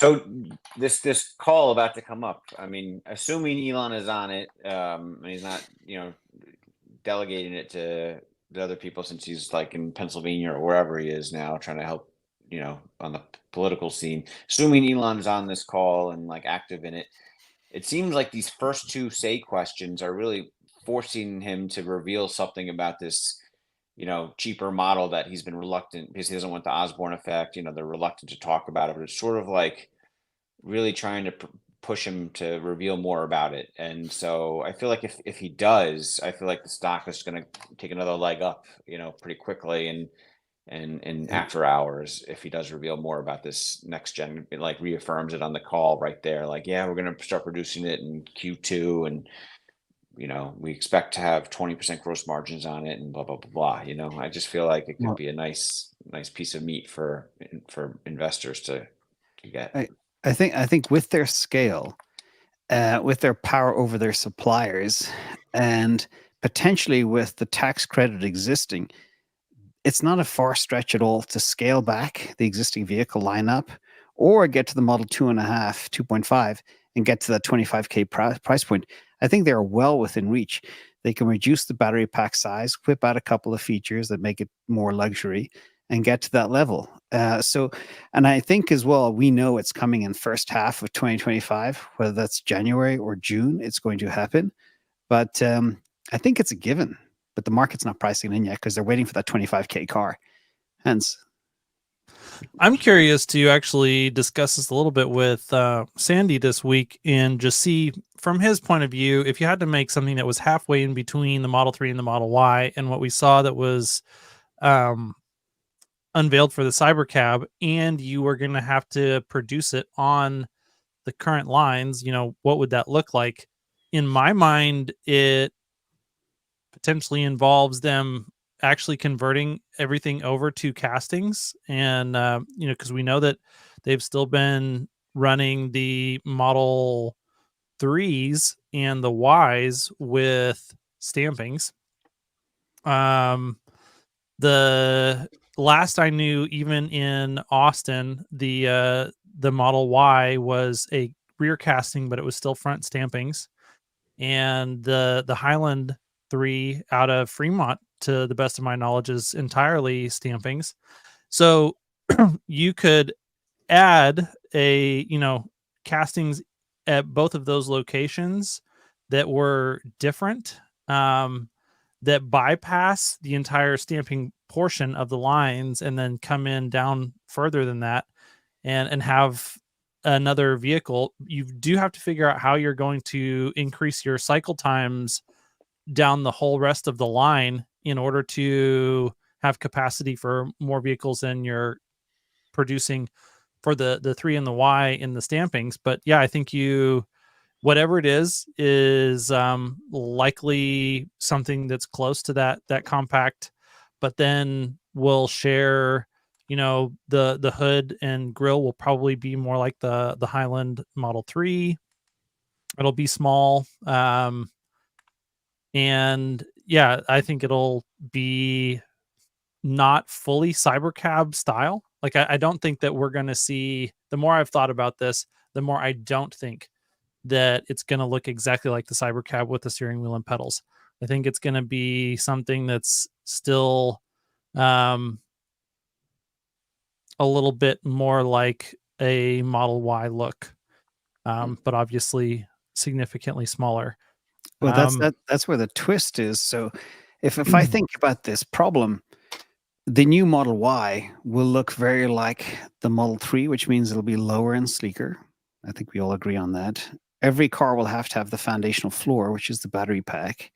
So is there a way of, instead of doing the unboxing, which is extremely difficult and requires a lot of vertical space, maybe just front and back and have 2 different or 3 different variations, like slot them together around the floor? But then again, how do you work? Well, they can work easily with the roof, and the genius of the Teslas, the roof is glass, so it doesn't need that solid part there. But I'm trying to figure out how if it is front and back, how they squeeze them together, if that's even an option. Yeah. Yeah, I think that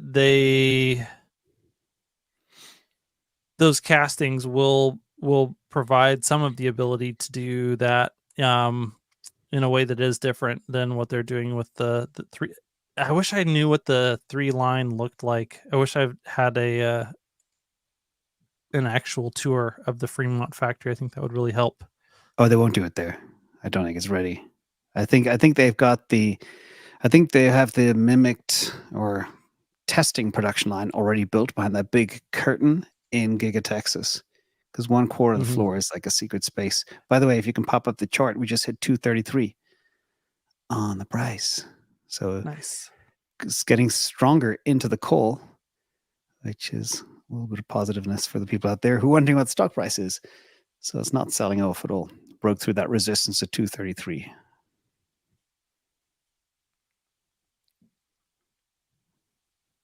Sorry to disrupt. Yeah, I'm just processing the idea that, I had assumed that every line that they have today was going to undergo some upgrades that gave them more capacity. Yeah. Except for S and X probably.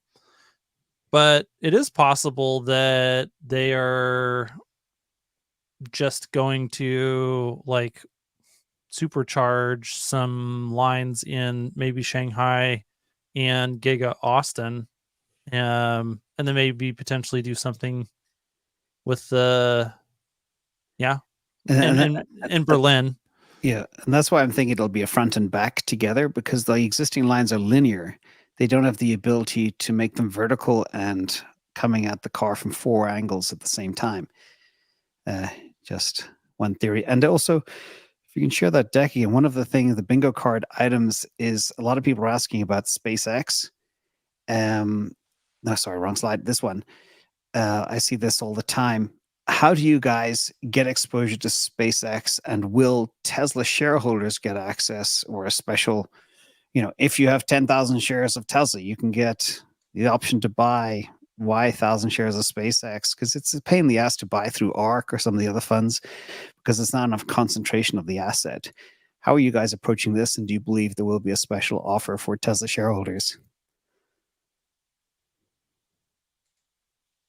I don't see a reason for them to go public anytime soon. I know that Elon talked about the potential for them to do that now that the revenues for Starlink are getting better, but I think with all of the headwinds that Elon has faced on a lawfare front over the past couple of years, if I was in his position, I would be a lot less excited about, like, I think they have all the liquidity they need. They can raise all the money that they need to raise. They've got plenty of cash flow. They can,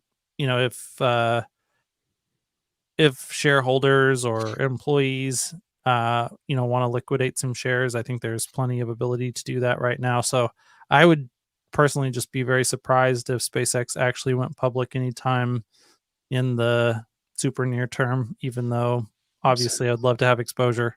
Yeah. And playing devil's advocate too, would you want to be invested in a company that's planning to go to Mars?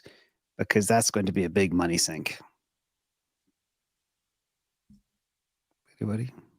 Emmett, are you in SpaceX? Yeah, I mean, I think it's your time horizon. I think colonizing Mars could become very, very profitable if your time horizon is long enough. But I think the Starlink is the real SpaceX closer term investment, incentive, is how big and how fast can Starlink grow, and to me, that's the biggest part of the valuation of SpaceX currently. And the other question on my mind, they've illustrated that they can turn on, terrestrial cellular coverage through SpaceX. If that's the case, Elon becomes persona non grata with every mobile cell phone company in the world, which is an unenviable position to be in, because they will just destroy. You could have your cell phone package and your mobile internet package on the back of your boat or whatever, and that's it. When do you guys think? Yeah, and to that point, when do you think they're going to include Starlink into the Tesla cars? Is it going to be one of these next models? Is it going to be the Juniper? Is it going to be just an option they offer on the S and the X at first? They already have test cars with it, apparently, somewhat built in. I mean, it seems obvious to me that you would just add Starlink to every car you make sooner or later. I think the RFID radiation would be a concern for many, not to have that running the whole time in the vehicle, but that's just tinfoil hat thing concern. And you can easily put the mobile one on the back of a Cybertruck, and I can run off that pretty easily. As I have it, and I have the I had to get some third-party mounts, and probably if I was like a handyman at home, it'd be easy for me, but I'm not the biggest handyman, so it's like sitting in my garage. I'm waiting for a friend of mine who's sort of a handyman to help me put it on my Cybertruck. But I would love it if Tesla factory installed it when I bought it. I'd pay them, whatever for their option for that. It definitely would be interesting as an option. I expect it to come standard on, cyber cabs and robovans. For sure. I don't know if it would be something that would come standard before then or not. That would be definitely a great option to have on new vehicle sales. Yeah. I mean, the gaming, the streaming, they want it to be like a lounge-like experience in the robo cab and the robovan. So it'll be, I think, for sure on those things, but that's a couple of years out before they're really produced. So I wonder if before then it'll be an option on some of the Tesla lineup. Especially, I feel like Cybertruck is a great fit for it because, if you're going out in the middle of nowhere with the Cybertruck, you definitely would benefit from having that onboard connectivity. Yeah, I just want it as anyway, on my Cybertruck. So when my Cybertruck's in my driveway, it's like next to my office, my home office. It's also like a nice backup contingency for my home, landline. If something goes out, I just plug right into the Wi-Fi. I turn on the Wi-Fi in my Cybertruck while it's parked in the garage, and it works for the house from there easily too. Yeah, it's amazing. And I think many people are at the cusp because what is it now? It's only $120 per month, whereas most high-speeder home is $100. And I can't remember what the mobile version is, but is the mobile good enough to run your home and take it with you when you're away from home? So that'd be neat. Going for a transatlantic crossing or something. Yeah, I think Yeah. so. I mean, unless you're like have a bunch, if you have like a bunch of people like streaming at the same time and gaming, maybe I don't, it seems like it's more than enough for me and my family. The mobile Starlink would be, but I don't, we don't have a bunch of kids streaming crazy video games at the same time that I hear takes up a lot of bandwidth. Cool. Well, so let's recap here for those who may just be joining the stream. Welcome. We've got the Tesla earnings call coming up here shortly. We've already looked at the shareholder deck and the financials. Pretty big beat on a number of all the most important metrics. Slight miss on overall revenue, but net profits above expectations. EPS was quite a significant beat, even a beat with if you factored out the regulatory the rev credits. And so exciting to see the performance. We've got the, let's see, stock price is responding, the market is responding quite positively to what we've seen so far.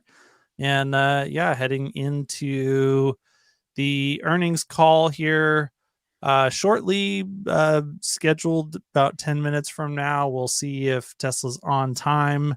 And if you've noticed, yes, Farzad is not here with us today. He's actually, today is his anniversary. So happy anniversary, Farzad and Cindy. Hope they are having a great afternoon, not having to sit here glued to the stock price and listening to all of us ramble on our pontifications for Tesla in the future. Yeah, and I think the big takeaways to summarize, the most standout points for me is a 23% earnings beat. And if you look at all the retail expectations, it was way lower. Everybody expected it to miss and not hit 60 cents, instead 72.5 cents. The other big thing for me was the fact that Cybertruck has reached profitability in just 3 quarters on a third of what their scale volume will be, which is staggering to think of. Any other big things jump out at you guys? Oh, yeah, free cash flow, 1.75 billion over expectations. And that is probably the core key metric that I'm most interested in anyway. I think it was 2.72 versus 1.9 billion. Yeah. To me, what stood out, I think, is the outlook. I'll let you go in a second, Matt. Sorry, I didn't. But the outlook, the product outlook, where they kind of reaffirm there's a lower cost vehicle for the first half of 25 to start production, and separately is the purpose-built robotaxi with an unboxed manufacturing strategy. So it's not like the same vehicle being repurposed as a lower cost vehicle. So that, to me, that I think was a big reason why the stock's up. Sorry, Matt. Yeah, I was just going to say, the highlights for me on the energy side, that was a very big surprise. 30.5% gross margins and guidance for Q4 to be at 9 gigawatt hours or higher of deployments.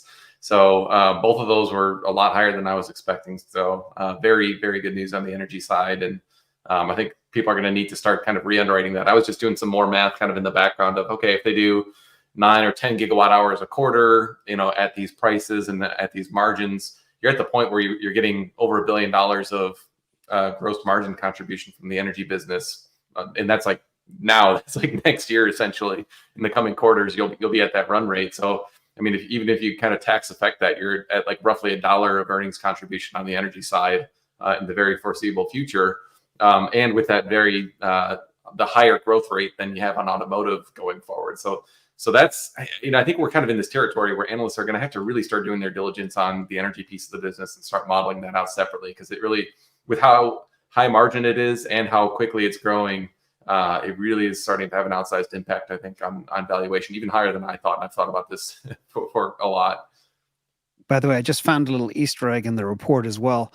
Under the battery powertrain manufacturing section, They talked about the Cybercab. It'll be built on our next generation platform, which includes a new powertrain with an estimated 5.5 mile per kilowatt hour. That will be our most efficient powertrain yet. And of course, Q3, they produced their 100 millionth 4680s. That's huge. By the way, my Cybertruck is more efficient than my Model X, which I have to scratch my head as to why. I know, Emmett, you've got the same fleet, don't you, as me? Yeah, I love the don't you think the Cybertruck's the best product by far? I mean, I love Oh my my God. Model X, but the Cybertruck, I've had it about a year. I still love it. It's such a delight to drive. It's quiet, Yeah. it's comfortable, and the FSD is extremely precise. There is a Yeah. delta between hardware 3 and hardware 4, no doubt Yeah. about that. But I actually calculated 2,500 miles. I got exactly 3.48 miles per kilowatt hour, Wow. which the X gets about 3.33, if I'm not Okay. mistaken. And I measure this stuff religiously, like I measure everything Wow. else. But I was completely blown away by that efficiency. Now, I do drive pretty easy. I'm not driving like a madman because I have It's the still Tesla better than the insurance. Model X. I'm assuming Yeah. you're driving the same roads as both cars. Yeah, Is exactly. that at what speed is that? I normally don't go over 72. I hit 80 when I need to get out of trouble, but keep it around 72 and keep the And then- internal temperature, air conditioning at 72 as well. So 72 Oh. miles an hour, 72 degrees Fahrenheit. Sometimes I use the cooled seat as well instead of air conditioning because I find that's probably more efficient than cooling the whole car. But I could be wrong there. I need a scientist to test that out. Hans, what do you think? Cool the chair or the whole car? Probably the chair, I would think. I mean, it depends on their system, and I haven't seen a detailed breakdown on that yet, but I would think the chair. Yeah, these are first world problems, ladies and gentlemen. Sorry. Yeah, see, I'm just waiting for them to release unsupervised robotaxi in Florida. So once they do that, I can put my water white into that, and then I can get my Cybertruck. So Tesla, if you're listening, California, Texas, and Florida. Yeah. One more question, real quick. Speaking of the Robotech, Nico, on that point is how many people do you think there are like us, maybe just in the Tesla community, waiting for the unsupervised robotaxi to become official to start buying a bunch of like a dozen cars to have their own little robotaxi fleet business? I'm personally really thinking about doing that, and I think there's a lot of people. I would say of the people who have purchased FSD or have it, like there's three types of people. People who don't know FSD exists, people who discovered FSD and just have a subscription but don't really get the whole point of it, of what it can be. And then there's the people like us that really understand what's going on. So the people who actually understand what's going on, I would say at least 90% of them are waiting. Mm-hmm. Yeah, and that's one of the topics that I think, it'll be sadly another typical first mover advantage. I always say get in early, get in hard. But I do know people that are stacking mini fleets because prudently you should be able to make 20, maybe in a stretch 30,000 a year per vehicle. If you can buy a secondhand Model 3 or Model Y from Hertz or something like that, and then turn it into your fleet and become a shepherd, you got 5 of them. That's enough to retire on. No, Matt and I know that a guy in Europe, Mr. Green, who has like 5,000 Teslas, but they're probably all like hardware 1.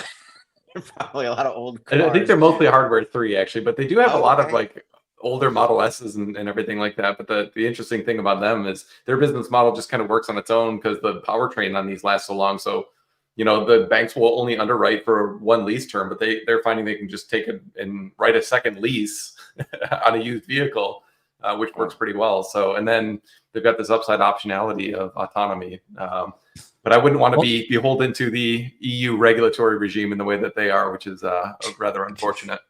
Yeah, well, I've actually seen Florian he's been putting out on social media that he wants to partner with 30 seconds, by the way. local people here in the United States who want to be shepherds. So yeah, I do have the stream pulled up right now. It's just music. So as soon as we hear by the way, something besides music, while we're talking about longevity of these cars, I have a more than 5.5-year-old Model X, and my range is longer than when I first bought it.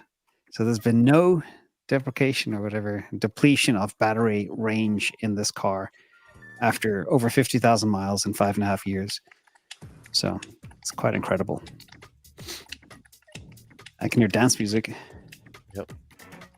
Yeah, I think most people who understand what Tesla's doing, I think they would put their existing vehicle into the fleet.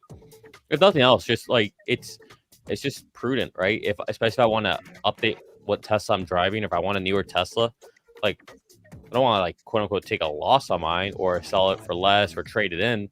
I'd rather just put in the fleet, have at least break even, if not make me some beer money, and I can go buy my next Tesla. Stuck at 234. That's crazy because it was only an expected 15% move, or 15%, a $15 move. Yeah. And Tesla tends to normally pretty much fall in line with the expected move. This is way beyond. I hope that the answer to the first two questions takes another leg higher. If Elon kind of goes into some detail, he might refrain from saying anything and say pass. We'll talk about it future product releases. That's what he might do. But if he, because it's the first two questions, if he does like talk about it with some detail, I think that could really be good. If he does that, if he passes on it, I hope he says to everybody, guys, how many times do I have to tell you this? Ask better questions.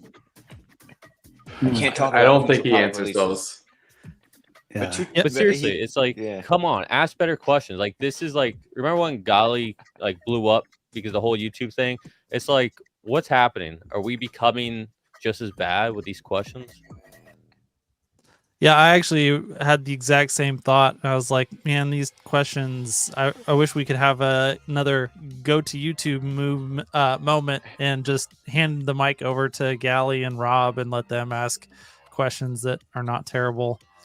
Law of the commons, my friend. Yeah, ever since they told Rob to stop pushing his own questions on Tesla Daily, I think the quality has gone way down. That's true. 100% agreed. Cut his hair. Yeah. There's another question from the audience. Where do you see the price in 12 months? My stab is 350 to 400, maybe higher if unsupervised FSD and Robotaxi launches live in California and Texas. Thoughts around the clock here? I think if unsupervised Robotaxi starts going. We started. Oh, here we go. Can you share your screen? Head of Investor Relations, and I'm joined today by Elon Musk, Vaibhav Taneja, and a number of other executives.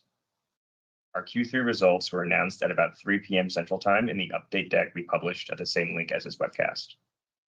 During this call, we will discuss our business outlook and make forward-looking statements. These comments are based on our predictions and expectations as of today. Actual events or results could differ materially due to a number of risks and uncertainties, including those mentioned in our most recent filings with the SEC. During the question and answer portion of today's call, please limit yourself to one question and one follow-up. Please use the raise hand button to join the question queue. Before we jump into Q&A, Elon has some opening remarks. Elon? Thank you. So to recap, as someone saying, it's something that automotive industry are seeing year-over-year declines in order volumes in Q3. Tesla at the same time has achieved record deliveries.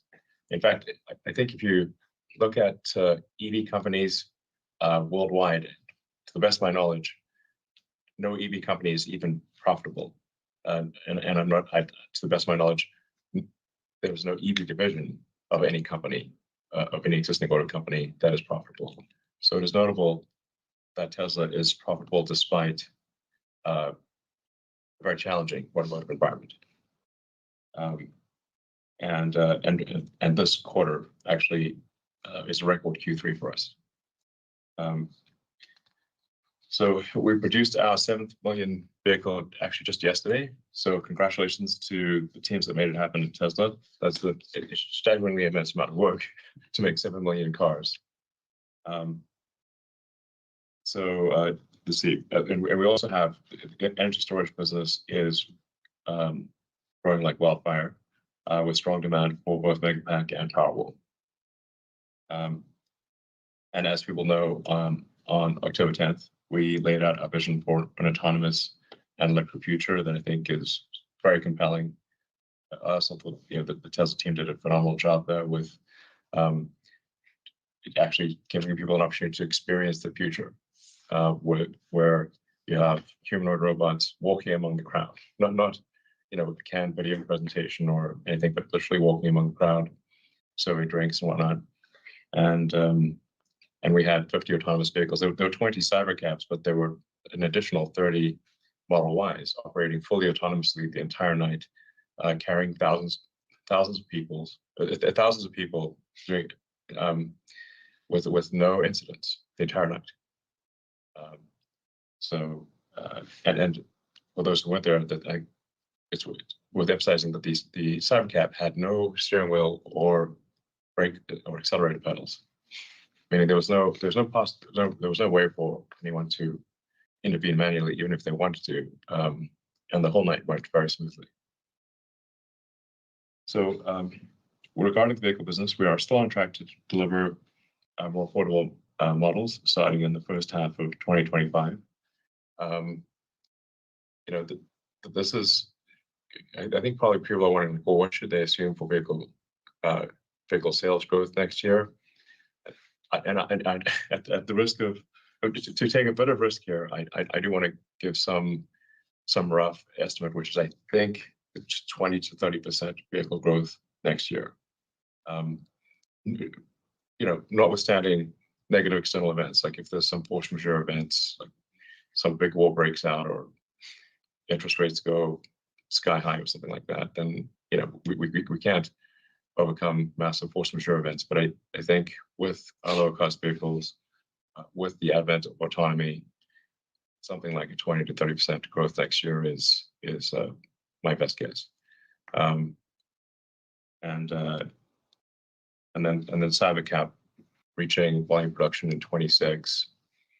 We do feel confident of Cybercap reaching volume production in 26, not just starting production, but reaching volume production in 26. And that that should be substantial growth. We're aiming for at least 2 million units a year of Cybercab. That'll be in more than one factory, but I think it's at least 2 million units a year, maybe 4 million ultimately.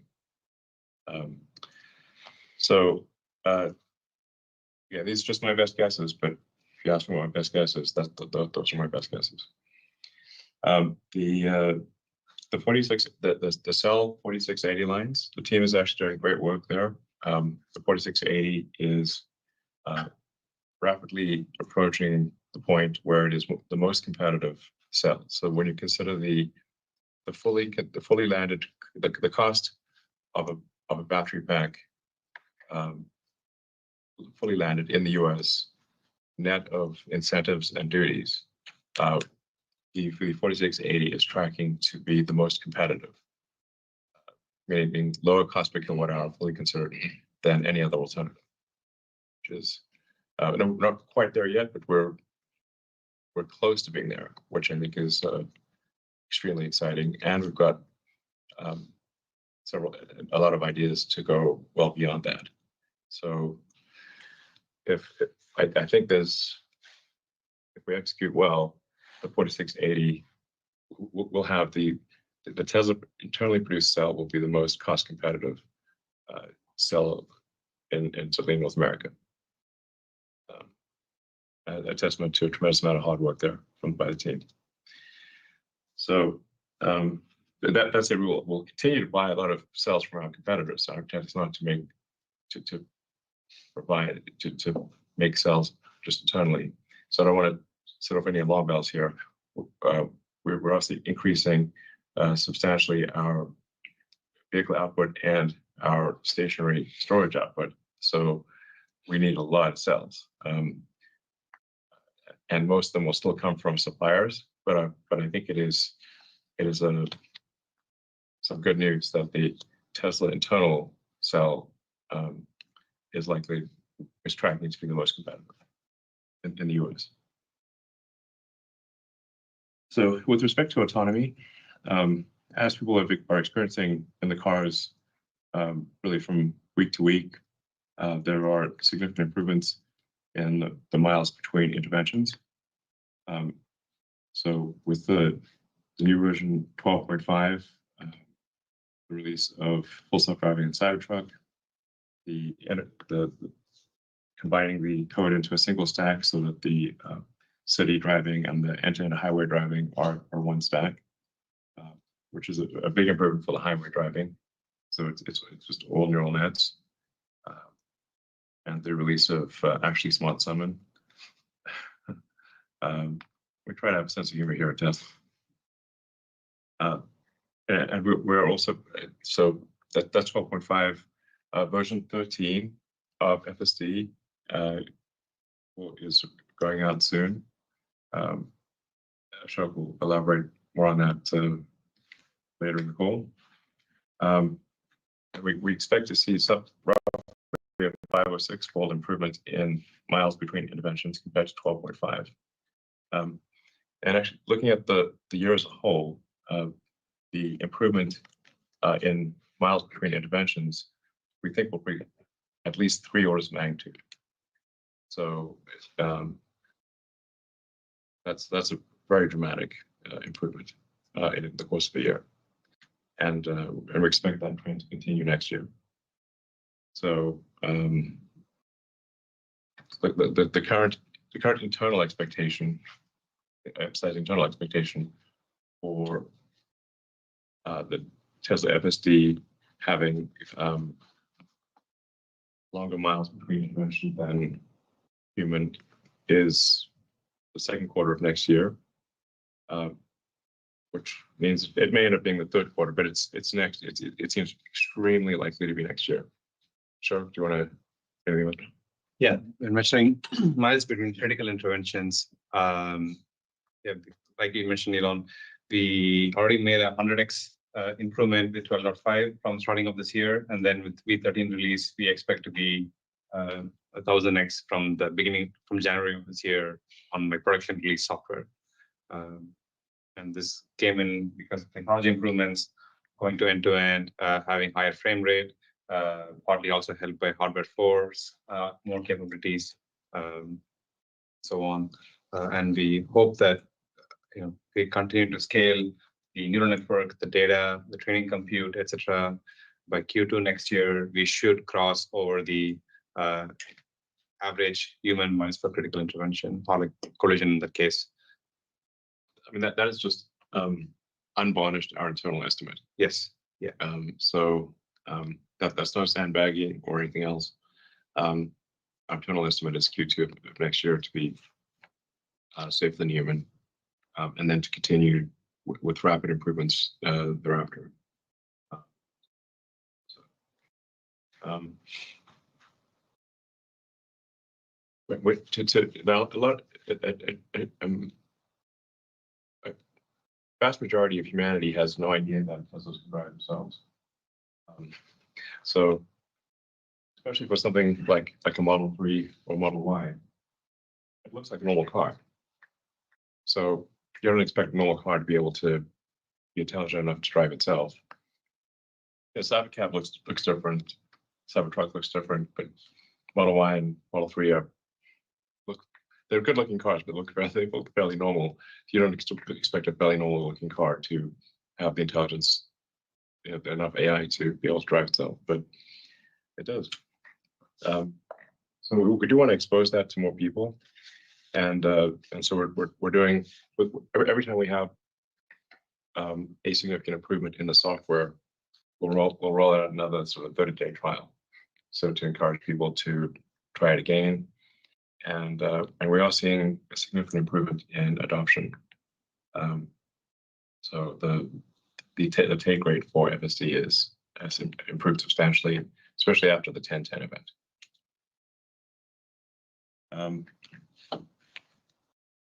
Yeah, so there's no need to wait for robotaxi or Cybercab to experience full autonomy. We expect to achieve that next year with our existing vehicle lineup. For what it's worth, actually, Smart Summon gives a small taste of what it's going to look like the car able to drive itself to the user within private parking lots. Currently, it's speed limited, but then it's going to quickly be increased. And we already had more than 1 million usage items of Smart Summon. Yep. So, And we have for Tesla employees in the Bay Area, we already are offering a ride-hailing capability. So you can actually use with the development app, you can request a ride, and it'll take you anywhere in the Bay Area. We do have a safety driver for now, but the software required to do that.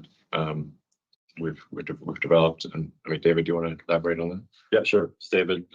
We showed some screenshots of this in the Q1 shareholder deck, and yeah, this is real. We've been testing it for the better part of the year, and the building blocks that we needed in order to build this functionality and deliver it to production, we've been thinking about and working on for years. It just so happens that we've used those building blocks to deliver great features for our customers in the meantime, such as sharing your profile, synchronizing it across cars, so that every single car that you jump into, whether it's another car that you own or a car that somebody's loaned to you or a rental car that you jump into, it looks exactly like yours. Everything's synchronized, seat mirror positions, media, navigation, everything is the same, just what you would expect from one of our robotaxis.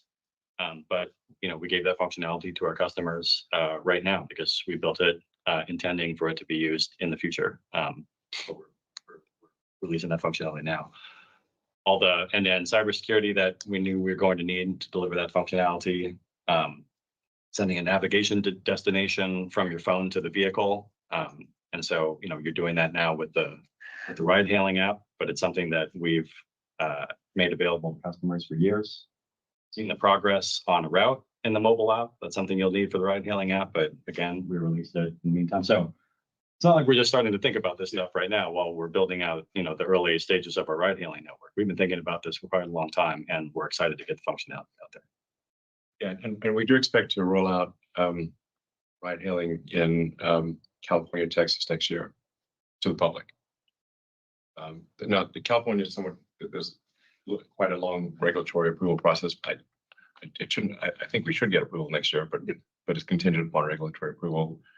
Texas is a lot faster, so it's I'd say we'll definitely have it available in Texas, and probably have it available in California, subject to regulatory approval, and then maybe some other states actually next year as well, but at least California and Texas. So I think that'll be very exciting. That's really a profound change. Tesla becomes more than a sort of vehicle and battery manufacturing company at that point. So we published our Q3 vehicle safety report, which shows one crash for every 7 million miles of autopilot. That compares to the U.S. average of one crash roughly every 700,000 miles. So it's currently showing a 10x safety improvement relative to the U.S. average. And we continue to expand our AI training capacity to accommodate the needs of both FSD and Optimus. We're currently not training compute constrained. That's probably the biggest limiting factor is that the FSD is actually getting so good that it takes us a while to actually find mistakes. And when you start getting to where it can take 10,000 miles to find a mistake, it takes a while to actually figure out which is this build, is this software build better than the software build A better than software build B? It actually takes a while to figure it out because neither one of them are making mistakes. Or take a long time to make mistakes.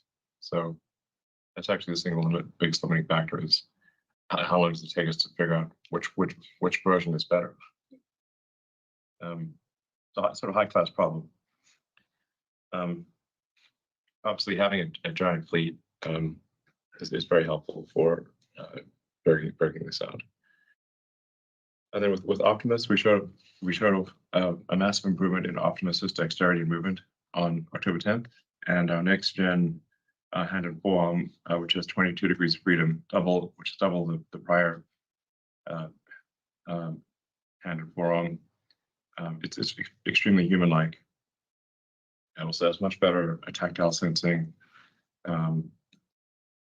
It's really, I feel confident saying that we have the most advanced humanoid robot by a long shot.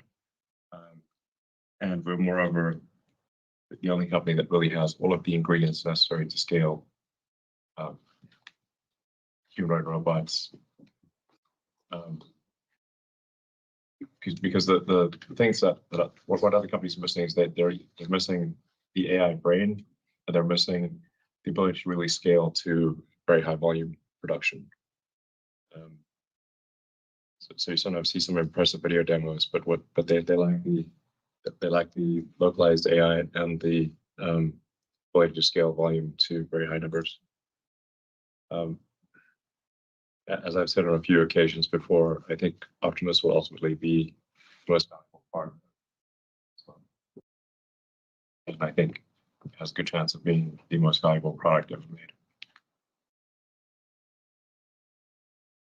For the energy business, that's doing extremely well. And there's the opportunity ahead is gigantic. The Lathrop Megapack factory reached 200 megapacks a week, which is now a 40 gigawatt hour a year run rate. And we have a second factory in Shanghai that will begin with a 20 gigawatt hour a year run rate in Q1 next year, so just next quarter. That'll also scale up. It won't be long before we're shipping 100 gigawatt hours a year stationary storage at Tesla.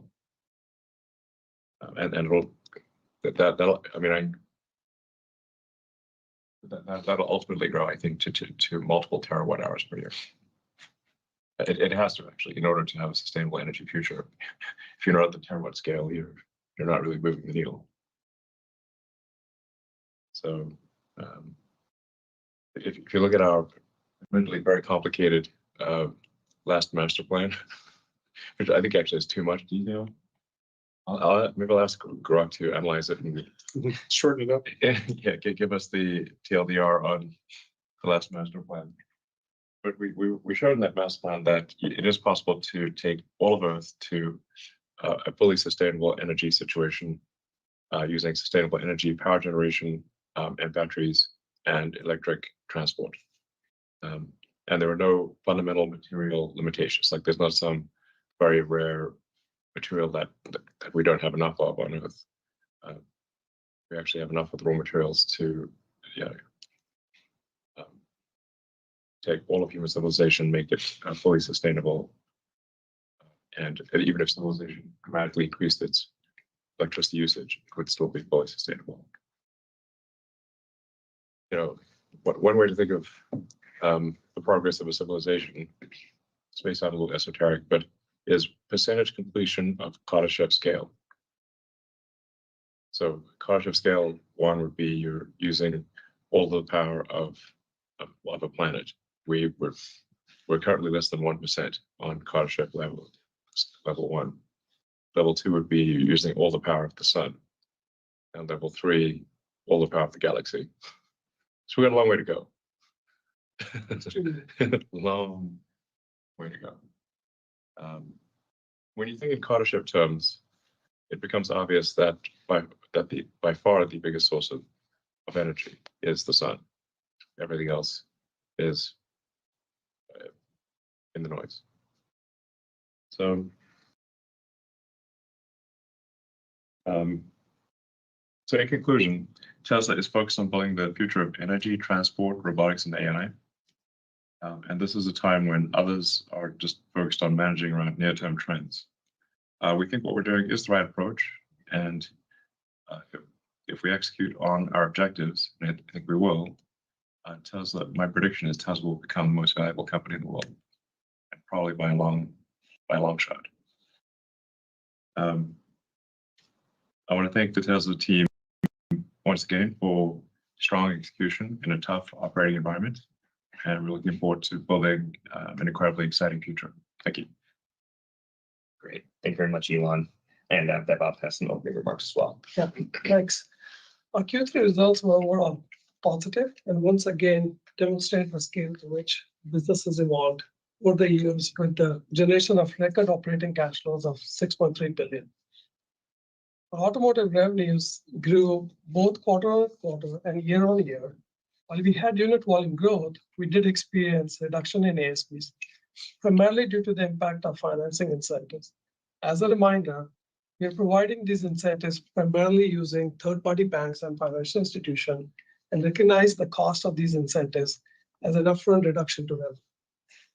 We released FSD for Cybertruck and other features like Actually Smart Summon, like Elon talked about in North America, which contributed $326 million of revenues in the quarter. We continue to see elevated levels of regulatory credit sales with over $2 billion of revenues so far this year. To expand on this, at an industry level, China continues to outperform US and Europe by a factor of 3. And if there is something to be learned from that, this gives a signal of what is to come in other regions as customers' acceptance of EV grows. And we feel that is the right strategy to build affordable and more compelling leads. Our focus remains on growing unit volume while avoiding a buildup of inventory. To support this strategy, we're continuing to offer extremely compelling vehicle financing options in every market. When you compare any vehicle in our lineup with other OEMs, we believe our vehicles provide much better value, particularly when you consider the safety features, performance, and unparalleled software functionalities like David also talked about, include also what Ashok had talked about around autonomy, music options, parental controls, and much more. While every vehicle in our lineup comes up with these capabilities, there is an awareness gap, not just with buyers, but at times even with existing owners. We plan on making these more visible in our interactions with both existing and future customers. Automotive margins improved quarter-over-quarter as a result of FSD feature release discussed before. Increase in our overall production and delivery volume, continued benefit from commodity pricing, and more localized deliveries in region, which resulted in lower freight and duties. Sustaining these margins in Q4, however, will be challenging given the current economic environment. Note that we are focused on the cost per vehicle, and there are numerous work streams within the company to squeeze out cost without compromising on customer experience. Yeah, something that's a helpful, hopefully a helpful macro trend is if there's a decline in interest rates, this has a massive effect on the on automotive demand. The vast majority of people, the demand is driven by the monthly payment. Can they afford the monthly payment? So we most likely will see continued decline in interest rates, which helps with affordability of vehicles.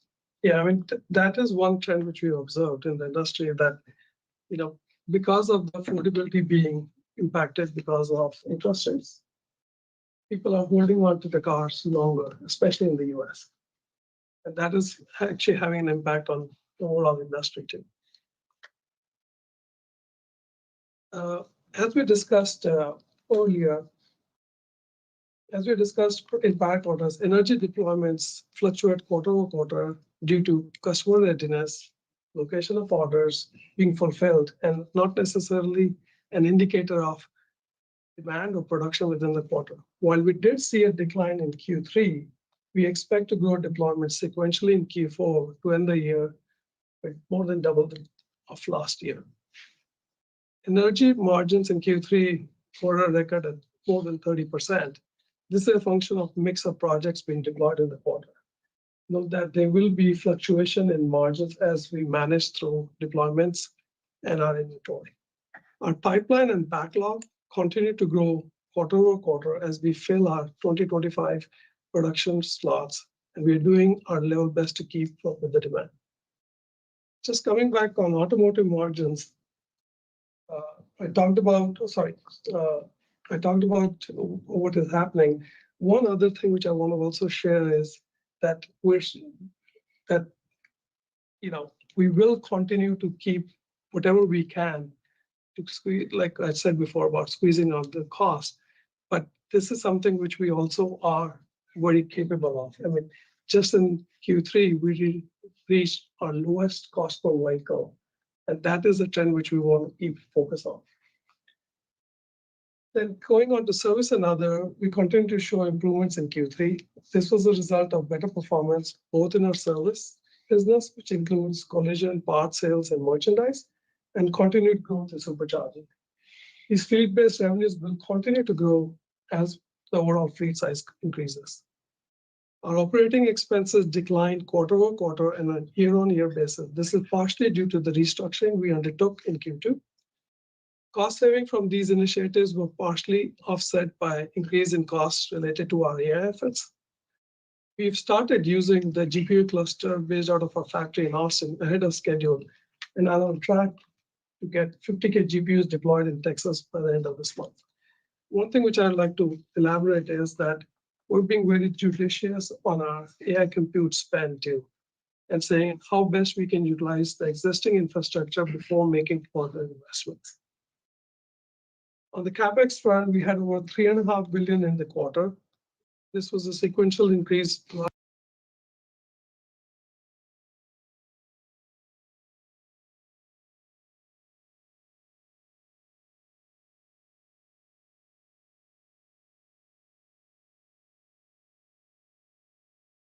Did you guys lose audio? Yeah, we lost Tesla. Yes. But this call is absolutely freaking mind blowing. I'm catching 16 major nuggets Because that of are. investments in AI compute, Oh, Sorry. we now expect the CapEx for the year to be in excess of $11 billion. We shared our vision for the future at the We Robot event at the beginning of the month.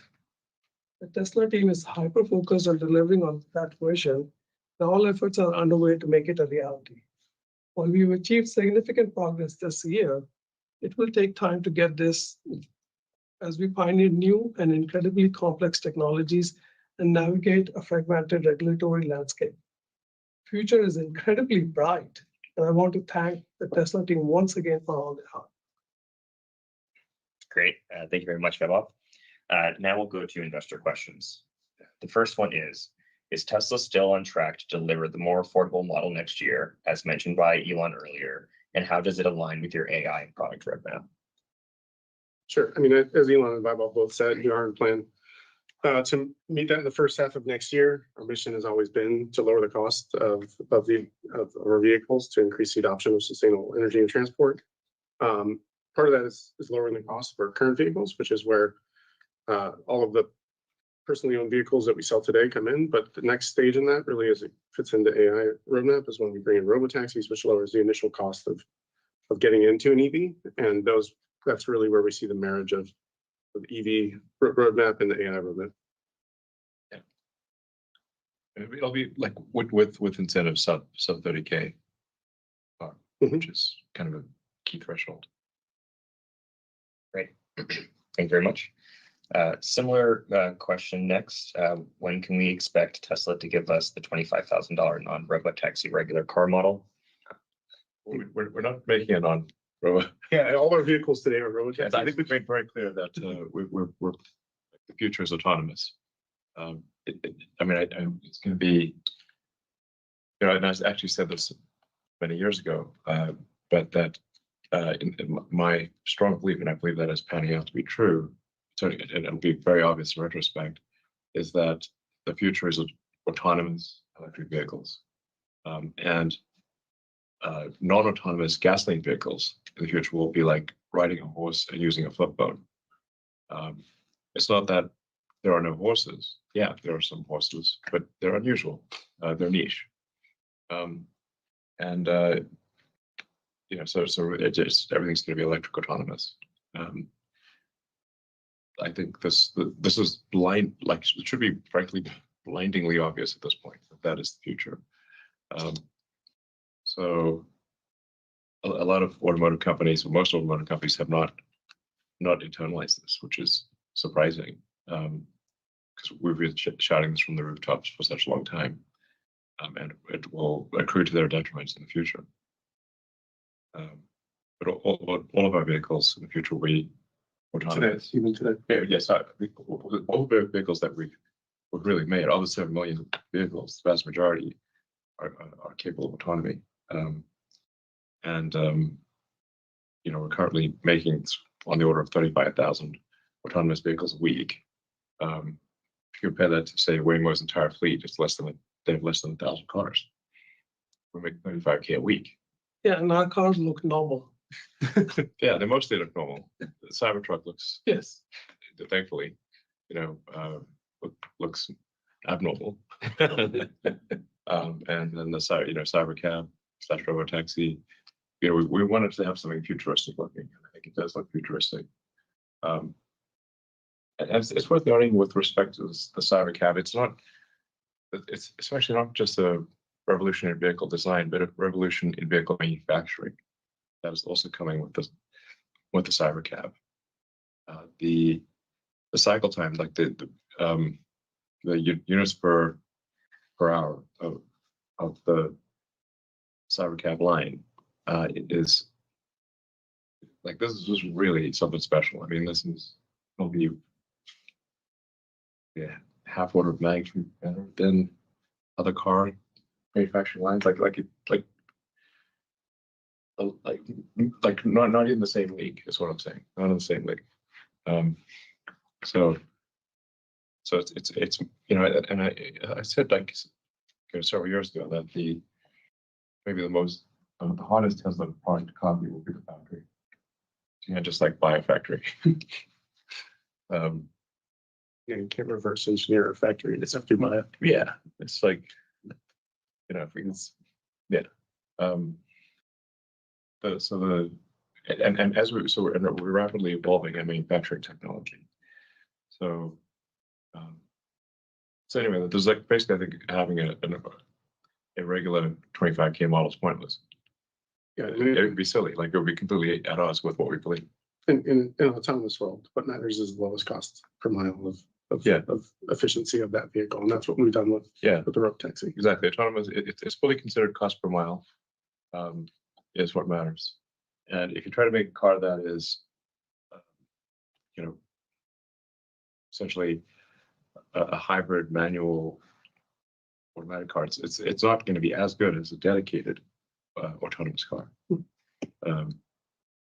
So yeah, Cybercab is just not going to have steering wheels and pedals. It's fully designed, optimized for autonomy.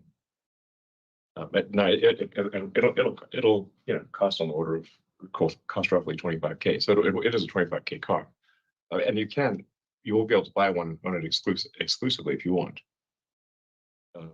So just won't have steering wheel and pedals. You don't need it. Great. Thank you very much. The next question is, what is Tesla doing to alleviate long wait times at service centers? So we aim on solving problems at the source, so at the factory, before they can even affect our customers. We believe the best service is no service, and Yeah, it really is. don't even have them. If the car doesn't break, Yeah, exactly. that's the best thing. Don't see anyone with the Tesla shirt. You either do it remote, fix the issue upstream, or do it remotely, do it through software. They can be at work or at home, and car can be parked, and we address and fix the issue. And we've partnered the field with service to make sure we're looking at the same issues. And additionally, just in Q3 and Q4 of this year alone, we have opened and will open in total at nearly 70 locations. And in North America, we significantly expanded the size of each location and have doubled the size last year compared to this year. Yeah, I think there's like actually a lot of merit to having large service centers, because you can have specialization of labor. You can start it should be more factory-like, where you can have dedicated lanes for particular types of service. And it's way easier for somebody to become expert in a few different types of repairs than in every repair. Exactly. This has helped us with the base instead of these heavy repairs, like clogging up a lane. There's dedicated lanes for different type of repairs. And so it's throughput matters and really treating it like a factory. Yeah, this is where Tesla's structure, I think, Tesla has a structural advantage relative to the rest of the auto industry, because we make the cars and we service the cars, whereas I think there's a bit of a conflict of interest with the dealer model and the sort of traditional OEM and dealer model, where the dealerships make most of their money on service, and so they obviously are disincented to reduce the servicing cost. Yeah. Whereas in our case, we are incented to reduce the servicing cost because we carry that servicing cost, and we've got a good feedback loop with our cars. The best. Exactly. Yeah. Like we would be with the factory, with the service leaders together, and send people from the factories to the field and field to the factory to see it firsthand. Exactly. Provide suggestions for manufacturing as well as for engineering on design. Yeah, so I view this as a fundamental structural advantage of Tesla versus the rest of the auto industry. Also doing a bunch of work on the software side, not only to automate, diagnostics, so identifying what needs to be done to a car before it comes into service, but also automating all of the preparation work and aligning all the resources that are necessary in order for the car to be very efficiently worked on once it arrives. So the parts are there, like the lift is scheduled, the technician schedule, like everything's like the car says, this is what's wrong with me, and tells the service center. The car get everything ready in advance. Yeah, please fix me, and this is what's wrong. Yeah, this is what I recommend you do now. This is what I recommend. Yeah. Instead of customer trying to translate, the car is telling us directly, and we're pulling that. Yeah. Yeah, you don't need, most of the time you don't need to diagnose the car when it arrives. The car, this is like, again, a fundamental technology advantage and structural advantage compared to the rest of the auto industry. I think it's underappreciated as to what all we are able to do. And that's why, because like you said before, most of our cars, except for Cybertruck, look the same. Yeah. Right? So people don't realize that it has so much capability. Yeah. They look better than other cars, but they're not like obviously like super futuristic. Yes. Great. Thank you very much. The next question is, please provide an update on the Semi. What will the next stage of growth look like, and when will FSD be ready? Sure. So as we posted in the earnings deck, we're progressing swiftly on the build of the semi factory in our Gigafactory in Reno. We've released all our major capital expenditures for that program, and we're on track to start pilot builds in the second half of next year, with production starting the first half of 2026 and ramping really throughout the year to full production. Semi, growth will largely depend on our customers' adoption of the product. Well, I don't think we're going to be demand limited, honestly. Yeah, which I was going to say, which is like a no-brainer for the yeah. Semi, because it's really a commodity of total cost of ownership. Yes, exactly. It's good. We have kind of ridiculous demand for the Semi. In that world where it's about how much do I spend to move goods exactly. cents per mile, it's a no-brainer. Yeah, fundamentally, if you've got a Semi where the fully considered cost per mile for a ton of transport is better than, say, a diesel truck, any company that doesn't adopt an electric Semi will lose. It's not a subjective thing. It's like whether do you like the style. Competitive. I mean, we want the style. We want to have a beautiful semi truck. But frankly, if we made an ugly semi truck, it wouldn't matter. And this is proving so in our fleets and in Pepsi's partner. In fact, the Pepsi actually said last week their drivers don't want to go back. Yeah. As soon as we give anyone the electric semi, it's like that's like the choice.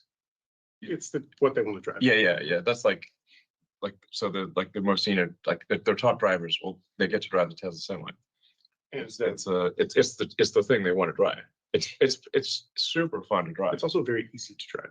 It's easy to drive, and it holds ass. Yeah. It's like fast. Yeah, super fast. Maybe too fast. Well, but I mean, regular like you've seen like the videos of where like the Tesla electric Semi can go uphill. Speeding fast like the diesel truck. Or even cars. Yeah, even cars. So it's responsive. It's you floor it and the truck actually moves. But then that's a benefit not only for the driver and for the goods, but also for safety in terms of other drivers on the road. You don't get stuck behind the Semi. You're not in a slowdown situation in the on-ramp. I mean, how that plays into, FSD, which is the second part of the question. All of the Semis have been, since the couple hundred we've deployed already, and the ones that we'll be building next year and throughout the future, have all of the hardware and the cameras necessary to deploy FSD. And we're currently training with that small fleet that we have. And as soon as the fleet is trained and the neural nets are up, we'll get FSD onto that platform. Yeah, I mean, it'll be a massive improvement in driver fatigue, because and driver safety. We've got sort of the anti-jackknifing software. Where you don't have to worry about your brakes overheating if you go down a steep hill, because we use regenerative, like that energy goes back into the pack. Actually, when we leave Reno, it's just like it's like radically better than a diesel Semi. It's why the drivers love it. Good. Great, guys. Thank you very much. Our next question is, when will Tesla incorporate X and Grok in all of the Tesla vehicles? Well, I mean, these are relatively small fry things, but yeah, with I think we'll keep expanding, what is available in the car on the screen, and also improving like the browser. So like just generally, you can access anything you want in the car. In fact, for the Tesla, once you get to full autonomy, you actually want fully a system that is can do anything. Like if you want to browse the internet, if you want to ask AI questions, if you want to watch a movie, if you want to play a video game, if you want to do some productivity thing, you can do anything you want in an autonomous vehicle because you don't need to drive. So that's why the Cybercab's got a nice big screen and a great sound system, so you can watch a great movie with. It's like being like in a Personal movie theater. Yeah, personal movie theater. It's awesome. Yeah, this is why we've been building this functionality, adding gaming to the car, adding movies and other, all sorts of different media applications to the car, because, The cars are that's what you're gonna, the cars that we build today. There's some That's really what we fun games, by the way. If people haven't tried it, there's like Castle Doombad and Polytopia and a bunch of really fun games in the car. Yeah, we're constantly looking at, what features to add next, and we're paying attention to what's most commonly requested by our customers. Yeah, play Castle Doombad. You won't regret it. Great. Thank you guys very much. The next question is, Elon mentioned unsupervised FSD in California and Texas next year. Does that mean regulators have agreed to it in the entire state for existing hardware 3 and 4 vehicles? No, as I said earlier, California loves regulation. But they have a pathway. Yeah, I mean, there's a pathway. Obviously, Waymo operates in California, so there's just a lot of forms to fill out and a lot of approvals that are required. I mean, I'd be shocked if we don't get approval next year, but it's just not something we totally control. But I think we will get approval next year in California and Texas, and towards the end of the year, it will branch out beyond California and Texas. I mean, I think it's important to reiterate this, like homologating or certifying a vehicle at the federal level in the US is done by meeting FMVSS regulations. All our vehicles today that are produced that are autonomous capable meet all those regulations. The Cybercab will meet those regulations. And so the deployment of the vehicle to the road is not a limitation. What is a limitation is what you said at the state level, where they control autonomous vehicle deployment. Some states are relatively easy, as you mentioned, for Texas. Yeah. And so other ones have pathways, like California, that may take a little longer. Other ones haven't set up anything yet. And so we will work through those state by state and get it. I do think we should have a federal. I agree. Like the autonomous vehicles should be approved. It should be possible to. Congress, if you're listening, let's get a federal AV. There should be a federal approval process for autonomous vehicles. I mean, that's how the FMVSS is started and worked. Federal motor vehicle, but the FMVSS is federal. Yeah, so I mean, in 2017 and 18, it's when regulators started looking at it, and it's really kind of stalled since then. But we would appreciate and would support helping out with those regulations. It really needs to be like a national approval is important. If there's a Department of Government Efficiency, I'll try to help make that happen. And do it for everyone, not just Tesla, obviously. But just we like some things in the US are state by state regulated. Like for example, insurance, and it's incredibly painful to do it state by state, 50 states. And I think there should be a national approval process for autonomy. So. Great. Thanks, guys. The next question is, what is the plan for 2025? I think we're just talking. I mean, basically, we talked through this. There's a lot going on. Elon already mentioned that we're working on cheaper models to come out. I mean, there's work which the team is doing to get the factories ready today to try and make that happen. Yeah. By the way, the amount of work required to make a lower cost car is insanely high.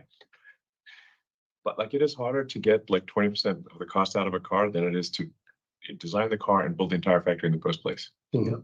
It's like excruciating, and there's not a lot of movies made about the heroes who got 20% of the cost out of a car. But let me tell you, there should be.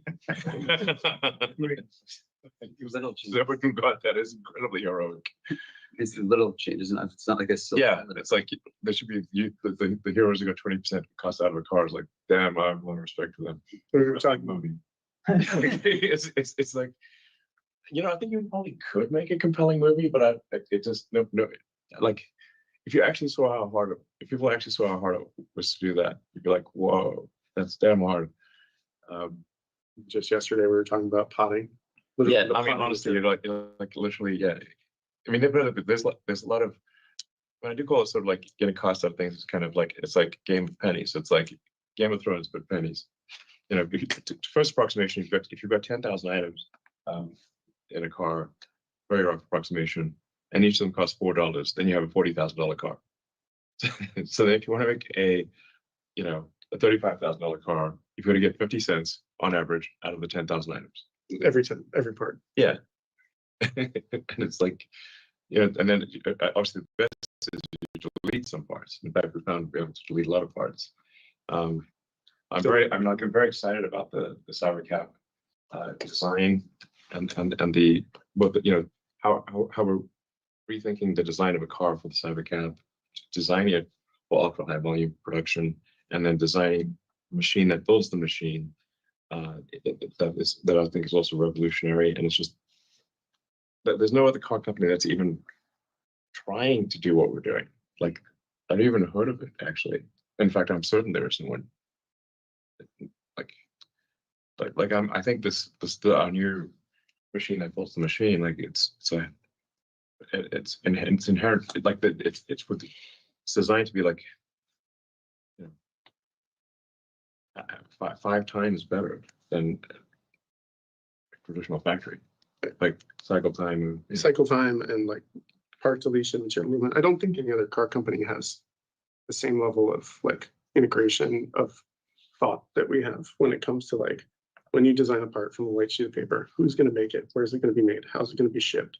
How's it going to be assembled into the vehicle? And like at any one point, if something is done in a silo, it becomes a bottleneck of either cost or time or efficiency. But with the road taxi, the development, like we've done a good job on combining all that and then like blowing up how it's made and saying it should be made this way and rethinking it all so that it's the most efficient factory possible. That shows it will show in our CapEx efficiency when we deploy it. It shows in the number of parts, it shows in the simplicity of the vehicle, but also how it performs in terms of like end user state. Yeah. Just to close out, just on the energy front, also in 25, we will have started manufacturing at the Megapack Shanghai. We'll continue to increase our overall storage deployments with Powerwall 3. We plan to continue expanding our supercharging network, getting more OEMs on our network. 4680 cell ramp, as Elon talked about, that would keep going. And then we also will have our lithium refinery starting to produce. So there's a lot which is going on. Great. Yeah, so many things. Yeah. I mean, crazy thing is like Tesla's winning basically on almost every single thing we're doing.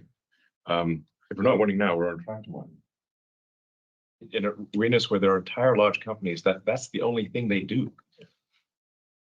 Yeah, I mean it's a company. There are multiple companies within the company. Yeah, Tesla's like many companies that one. Yeah.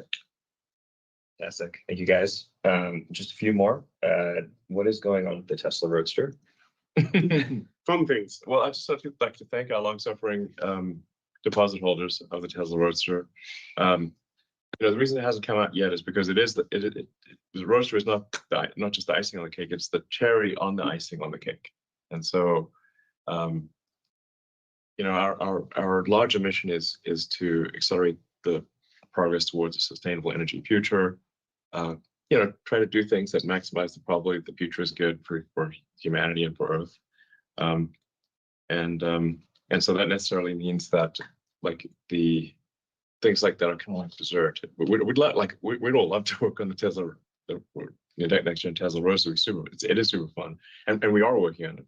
But it has to come behind the more things that have a more serious impact on the good of the world. So just thank you to all our long-suffering Tesla Roadster deposit holders. And we are actually finally making progress on that. And we're close to finalizing the design on that.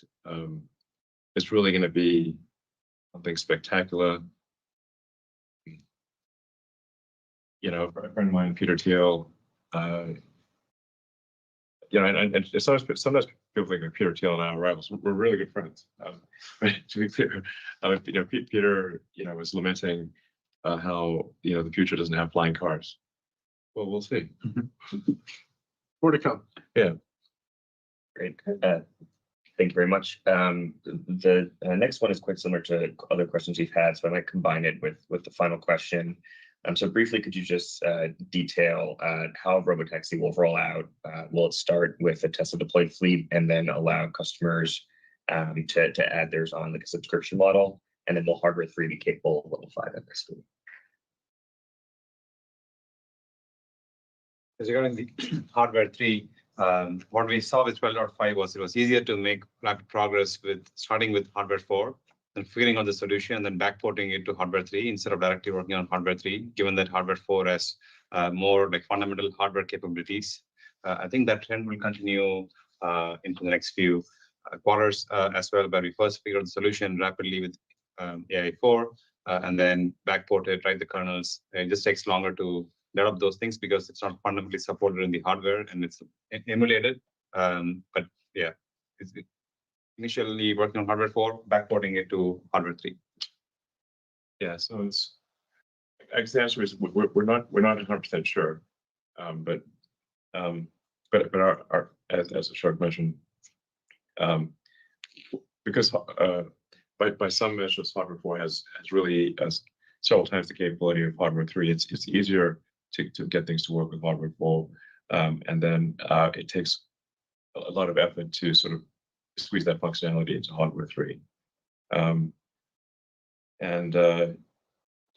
know, there is some chance that Hardware 3 does not achieve the safety level that allows for unsupervised FSD. You know, there is some chance of that, and if that turns out to be the case, we will upgrade those who have bought Hardware 3 FSD for free. And we have designed the system to be upgradable. You know, so, and it's really more, you know, just to switch out the computer type of thing.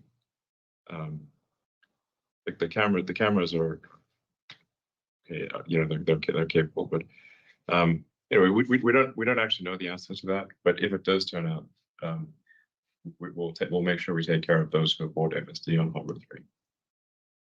Great. In the last few minutes that we have left, we will try to get in some analyst questions. The first question will be coming from Pierre Farragut at New Street. Pierre, please feel free to unmute yourself. Thanks a lot, guys, for taking my question. I was wondering about like the compute you're ramping up. So you gave like interesting statistics on how much you have, and you said you don't feel your compute constrained. And I was wondering, you know, how you are putting to work this additional compute. Is that a game for you of creating like larger and larger models, like next generation of models that are larger, the way OpenAI go from GPT-3 to GPT-4? Or is that more like you're set on your model and you need to throw more and more compute to accelerate the pace of learning to improve reliability? And then I had a quick follow-up, real quick, on your rollout in Texas and in California next year. The plan, as you see it today, is it to roll out like a fleet or two with cars that will start with like a supervisory, like some onboard supervision, someone sitting at the wheel just in case, and removing the supervisors progressively? Or are you aiming for going fully fledged without even a human supervisor when you get started? Okay, well, I guess we're going to. I'll answer. Yeah, the first part of the question. The nature of real world AI is different from, say, an LLM, in that you have a massive amount of context. So that like you've got case of Tesla 7 or 8 cameras that you know, 9 up to 9 if you include the internal camera, that so you've got gigabytes of context, and that is then distilled down into a small number of control outputs. Whereas it's like you don't really, it's very rare to have. In fact, I'm not sure any LLM out there can do gigabytes of context. And then you've got to then process that in the car with a very small amount of compute power.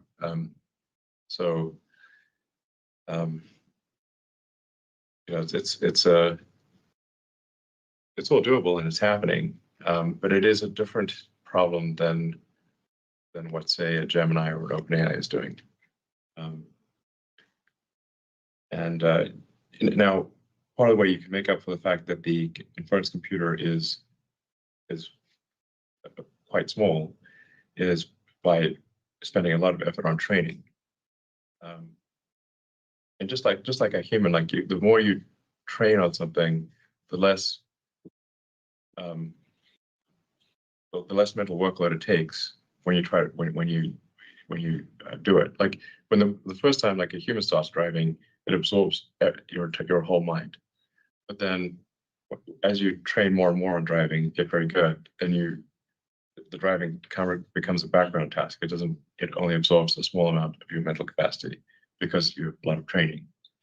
So we can make up for the fact that the inference computer is it's tiny compared to a 10 kilowatt bank of GPUs, because you've got a few hundred watts of inference compute. We can make up for that with heavy training. So yeah, that's and then there's also vast amounts of the actual petabytes of data coming in are tremendous. And then sorting out what training is important with of the vast amounts of video training or video data coming in from the fleet, what is actually most important for training? That's also quite difficult. But as I said, we're not currently training compute constrained. Ashok, do you want to elaborate on it? Yeah.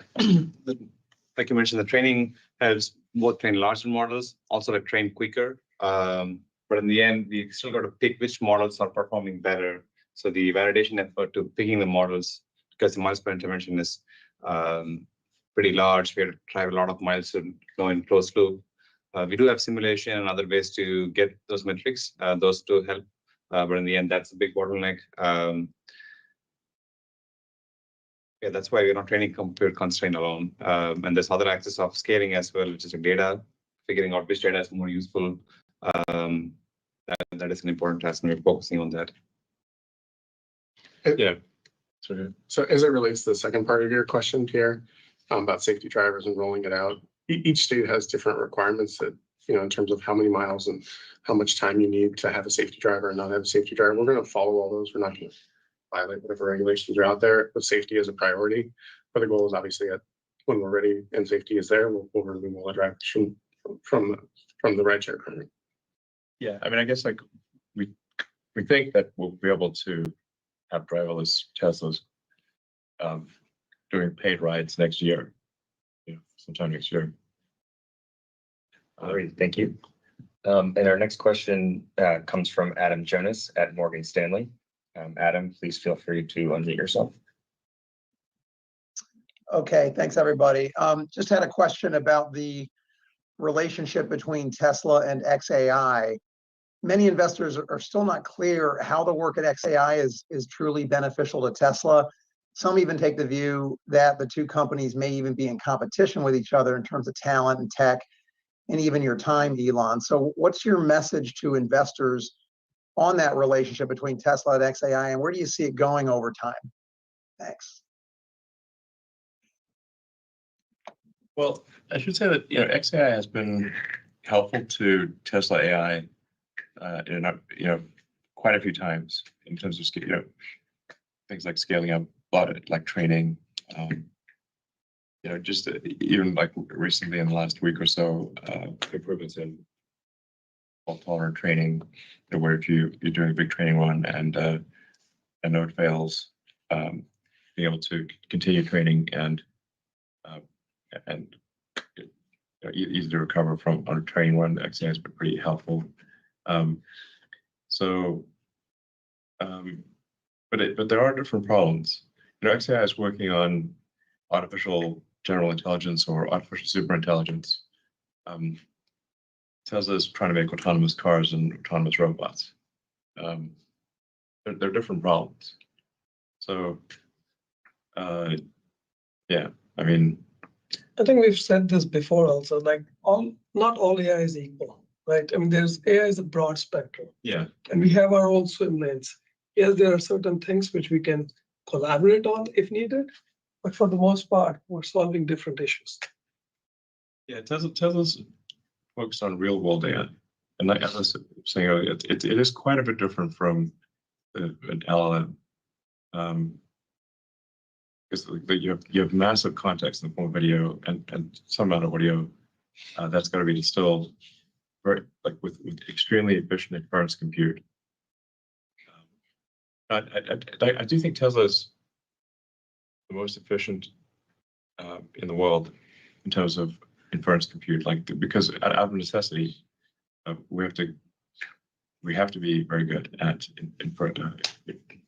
efficient inference. We can't put 10 kilowatts of GPUs in a car. We've got a couple hundred watts, and it's a pretty well designed Tesla AI chip, but it's still a couple hundred watts. But they are different problems. I mean, it's just, like the stuff that XAI does, like when it's running inference. I mean, it is running inference, like it's answering questions, it's answering Tesla questions on a 10 kilowatt rack. It's like, can't put that in a car. It's a different problem. Please no. No, exactly. So, XAI is because I felt there wasn't a truth-seeking digital superintelligence company out there. Like that's what it came down to. That there needed to be a truth-seeking, like an AI company that is just very rigorous about being truthful. And so I'm not saying XAI is perfect, but that is that is at least the explicit aspiration. Even if something is, politically incorrect, it should still be truthful. I think this is very important for AI safety. So anyway, I think XAI it has been helpful to Tesla and will continue to be helpful to Tesla, but there are very different problems. Great. And I mean, like if you also think like what other car company has a world-class chip design team? Like zero. What other car company has a world-class AI team like Tesla does? Zero. Those were all startups that were created from scratch. Great. Thank you, Elon. And I think that's unfortunately all the time that we have for today. We appreciate all of your questions and we look forward to you next quarter. Thank you very much and goodbye.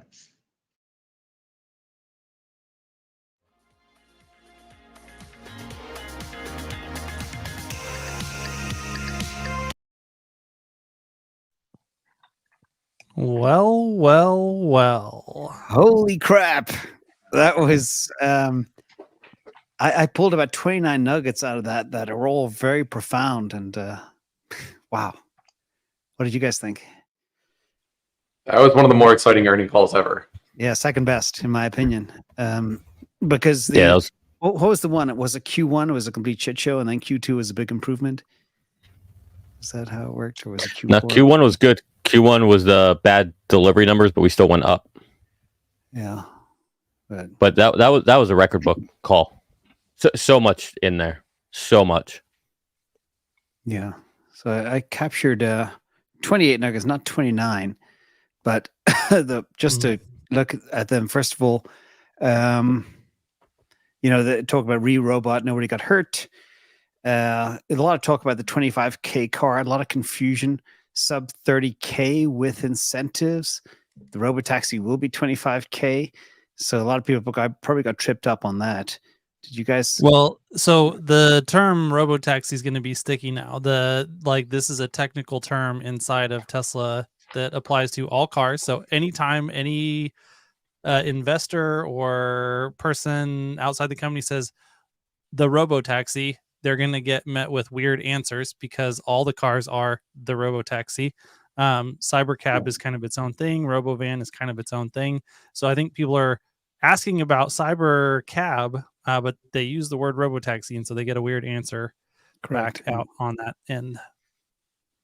Yeah, the other cool nugget was the battery discussion, how they will be the most competitive battery company on earth. I thought that was interesting with the 4680, and they're coming out with new versions of batteries, the 4 new models, which you didn't get into, but that's big, I think. He did say North America though, not Earth, and I think it was Okay. one of the key components that he was talking about with their competitiveness was the IRA credits that they're getting. So it's still very good news for sure, but it's not like, you know, a core manufacturing reason why this is going to be the most efficient battery on Earth. So yeah, Matt, on that one, when he said net of incentives fully landed, are you saying that the 4680s are equal to, you know, what they're buying from other competitors, but only if you count in the incentives that they're getting from the government? I don't know how else you can read it, and I believe it's a $49 per kilowatt hour incentive that they're essentially getting. So it's like that's a really big piece of the overall landed cost when you're talking about battery cells. So I think if you were to, and he's saying that even today they're not at that lowest cost yet, but they're like close. And then importantly, he did say with a lot more room to go after that. So yeah, I do think they're getting a lot of credit for those incentives, which we know offset their cost of goods sold, which is, you know, kind of prudent. But in the future where those credits go away, that's going to be kind of hard to make up. Yeah, and that's with primarily imported cathodes still at this point in time. They have not fully transitioned over to their in-house dry electrode manufacturing process for their in-house cathodes.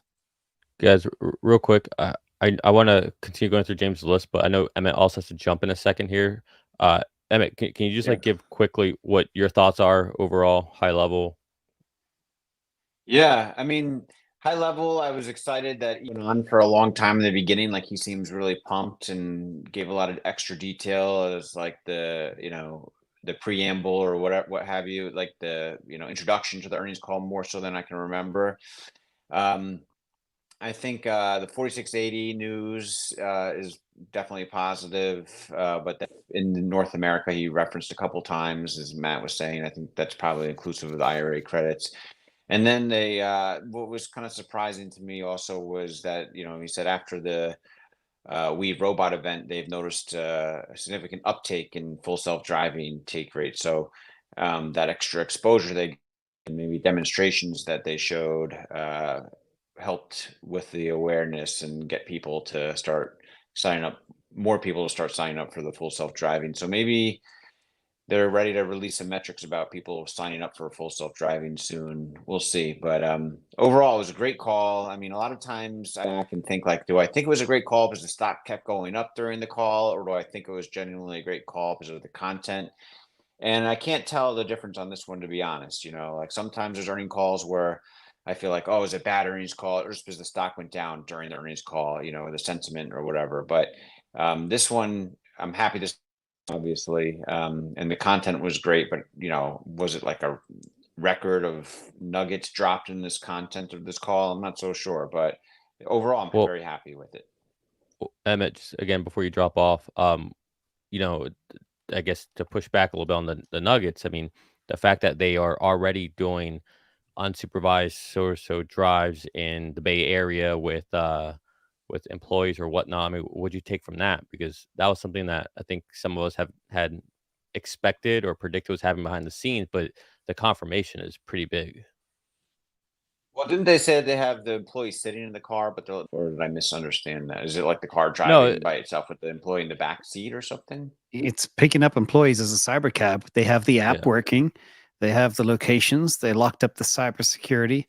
It's live. When I heard that, I was like, holy crap, I was not aware of that. So that's big. To your point, though, So Emmett, the there is employees are a in the safety back seat. driver. Yeah, there's a safety driver in the front seat right That's what I now would think, because yeah. that is and Lars made that point. It's mandatory per California state regulations, and they have not demonstrated enough data yet to be able to remove that driver. But yeah, it's operating. Yeah, I mean, every day as it is anyway. I'm just the safety driver, but I'm letting the car drive me. But like when they actually have no one sitting in the front seat, like no safety driver, and it's in some test phase, that would be a nice step forward. I'm looking for. Yeah, I guess to me it was just more bullish because that is the pre-step before you go to no one behind the driver's seat. And so I think everybody up to this point had been anticipating we'd have to do that, and then we can get to the no one behind the seat. But it seems that that whole timeline shifting left because they're already testing that out. They're already doing that, which I think is a big signal. So that's how I took it. Robotaxi is live, and nobody knew about that. So it's big, even with the safety driver, when you consider a lot of the Waymos are teleoperated as well. Anyway, yeah. Big. Any other thoughts on it before you drop? No, I mean, I think overall I'm very happy. I was confused about, how they commented on the first two questions. It didn't seem to jive with what I was interpreting as the outlook product section we went over pre-call. So I couldn't quite make sense of it. Maybe I just wasn't focusing enough. I'll listen to that part again later. So I couldn't tell if they're still building a lower cost vehicle that's cab that people can buy or not. I couldn't, or they're just using the current Model 3, Model Y infrastructure trying to get costs lower with better incentives. Maybe the incentive is going to be like, buy this Model 3 hardware 4 for $15,000 as long as you let us put it in our robotaxi network, when you're not using it, for example. I don't know. So it could be something like that. I'm wondering if there's some kind of creative way to lower the cost of the current cars. But that was my final thought. For me, I thought it was kind of clear. I mean, you guys all let me know if I'm wrong, but it seemed pretty clear that essentially what we knew before today's, what the product roadmap was, where there would be this extra vehicle that's lower cost, built kind of as a hybrid between the unbox and what's going on with the 3-in-Y line is still in play to come out in 2025. That was my understanding. Yeah, that was my understanding as well. And I think that the comment that I made earlier, Emmett, about confusion around the term robotaxi, I think that that was the question where that came up. The question specifically called out, the robotaxi with steering wheel and pedals. And that's when, because they used the term robotaxi instead of cybercab, that they got a confusing answer. Correct. Every Tesla is a robotaxi. Yeah. Cybercab has no pedals or steering wheel. Yep. There's also a weird observation because I've watched all these earnings calls and I always watch the chart at the same time, which is up now. Normally, something is said on these earning calls that drives the stock price down in real time. That did not happen today, which is very unusual. Did anybody else pick up on that?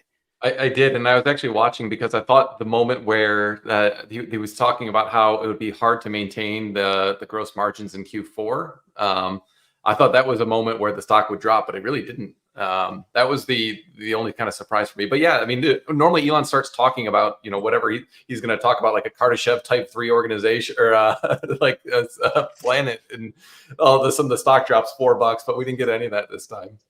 Yeah, I was watching for it to drop when he said, we don't know about hardware 3. I was expecting for it to drop. And then as he said that we would retrofit or whatever for free, I was going to wait for it to pop up. It didn't even move. It didn't even register. Well, they caught it because they said it's easier to train on hardware 4, deploy on hardware 4, and then backwards deploy to hardware 3, which made sense. But tied to that was super interesting. Critical interventions, 100x improvement in 12.5 versus the previous version at the beginning of the year. And then version 13 will be 1,000x better since over January 2024. And they believe it'll beat the average human in Q2 2025. I think I have more confidence in my Cybertruck FSD in the streets of Los Angeles during rush hour traffic than I do in my own driving. So I think we're already there. Yeah, I agree. Maybe again, yeah, Emmett. But before you drop off, because Cybertruck has a different version of FSD than what I have. I think you're on 5.5, if I'm not mistaken. Yep. Are you still having a great experience? I know during the We Robot call, we were talking about it. Matt and Bradford did that test, and they had a critical intervention. I remember that. But you were saying that on the Cybertruck, you're just having such a great experience. Is that still the trend that you're seeing with Cybertruck? I have a great experience once in a blue moon. Like instances here and there where it is in the wrong lane and I have to take over to put it in the right lane that's for the turn only lane when I have to make a left or something, or like and these are in like somewhat confusing lane situations where if I was new to the area I might also be confused. So it's not it's a hard problem to solve maybe for completely, but it's not a hard stop problem. Like worst case, if it was in the wrong lane, then it just goes the wrong way and has to go around the block and then go the right way or something. If it was like a robo taxi thing, but for me in the car, I'm going to take over and put it in the right lane. But that's the only issues I've had with the Cybertruck full self driving that I can think of off the top of my head. Nothing critical comes. And James, you're seeing the same thing with Cybertruck 12. Yeah. So I tried to figure out, that happened to be once or twice over 2,500 miles with pure FSD driving. And I think I may have realized why, is because it anticipates a risk and it would rather miss the turn than put the car in danger. So if somebody's coming up fast from behind and about to cut you off or trying to get into the lane, it doesn't want to risk that. So it doesn't mind going around the block or taking the next exit or whatever. It's happened to me twice in 2,500 miles. Exactly that scenario. And when I look back and tried to figure out exactly why it did, I think it sensed danger that I wasn't exactly aware of. Gotcha. Perhaps. Yeah, because I'm on 12.54.1. And like today, for example, there's like this weird train track with like a forklift going by on it near like this place where you pick up gravel and stuff. And I'm watching FSD go, and it's just not even stopping at all. So I had to take over. I'm like, man, that's the first intervention I've had in I don't know how long. But like that's that's pretty basic stuff for FSD. Like FSD never makes that mistake, but to me that was safety critical, unfortunately. But it's good to hear what you guys are seeing with 5.5, which obviously I'm not on the latest build.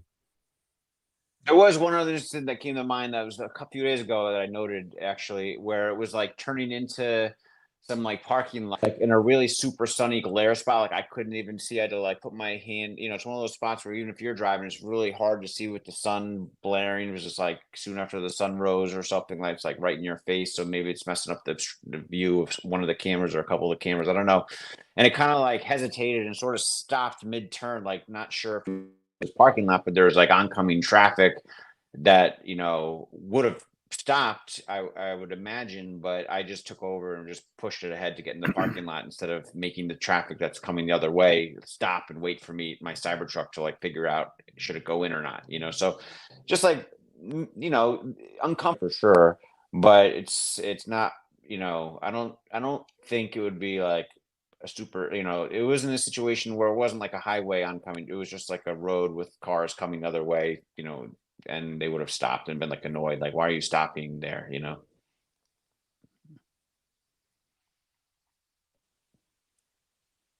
There was another very profound point, if you've got a moment to insert it. It was regarding the 22 degrees of freedom, Optimus, extremely human-like, the most advanced robot by a long shot.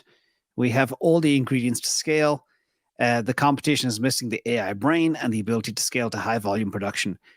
He said that with such confidence. I thought that was quite profound. Thoughts? I mean, 100% agree. I'll say real quick. I 100% agree, and I think the Optimus robot is not priced into the valuation of the stock at all by institutions. Nope. Exciting opportunity. Anyway, Hans, go on. Yeah, that essentially my point exactly. There's no one else who has all of the components, and then I think people who are super excited about Figure, which I think is an interesting company. The thing that you've got to wrestle with is where's their cortex. Like, I'm sorry, but I don't see the likelihood that the exact same types of training that OpenAI does, which is essentially what they're kind of right now banking on for Figure, are going to port super well to the humanoid form factor for all the different things that they want to solve. Whereas Tesla has the experience of setting up the entire data flywheel and the training process, using video data to solve real world autonomy for the car. And while, that's just the beginning of solving autonomy for the Optimus robot, that video training schema is definitely, I think, an incredibly huge and important piece for solving the Optimus humanoid robot problem. and there just isn't anyone who has the experience, the data, or the training setup to even begin to tackle that problem. I mean, it's the most important part by a country mile. I mean, you could imagine a scenario where, let's say, Tesla outsourced manufacturing and design of the bot to a company like Figure, but like Tesla had Cortex and could, train at scale. Like, where would most of the margins in a scenario like that accrue to? Like a company like Figure, that, let's just say that they actually did have the manufacturing expertise to scale up, which they don't. Let's just hypothetically, or like the company that can actually use this or develop the software to make the work that it's doing actually useful. It seems very clear to me that the hardware is going to be kind of roughly commoditized in the long run, because it'll all be relatively performant. I think Tesla has some stuff that's actually important about like long-term manufacturability and things like that are very, very important. I don't want to minimize the importance of them, but really having the brain is by far the more important thing if you're trying to rapidly train for like thousands or hundreds of thousands or eventually millions of different like job types that are out there. Having that data flywheel and that training flywheel is like absolutely critical. And I think everyone I'm hearing talk about bots, like unless they're talking about Tesla, they're not talking about that component of it, which is, I think, exactly to your point, Hans, the most important by far.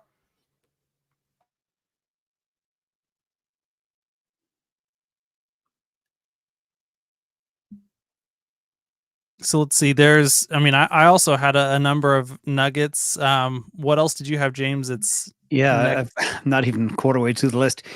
We should talk about the Lathrop capacity and Shanghai, and then the target of 100 gigawatt hours, I think it was. Yep. You guys catch all those numbers? They're pretty impressive.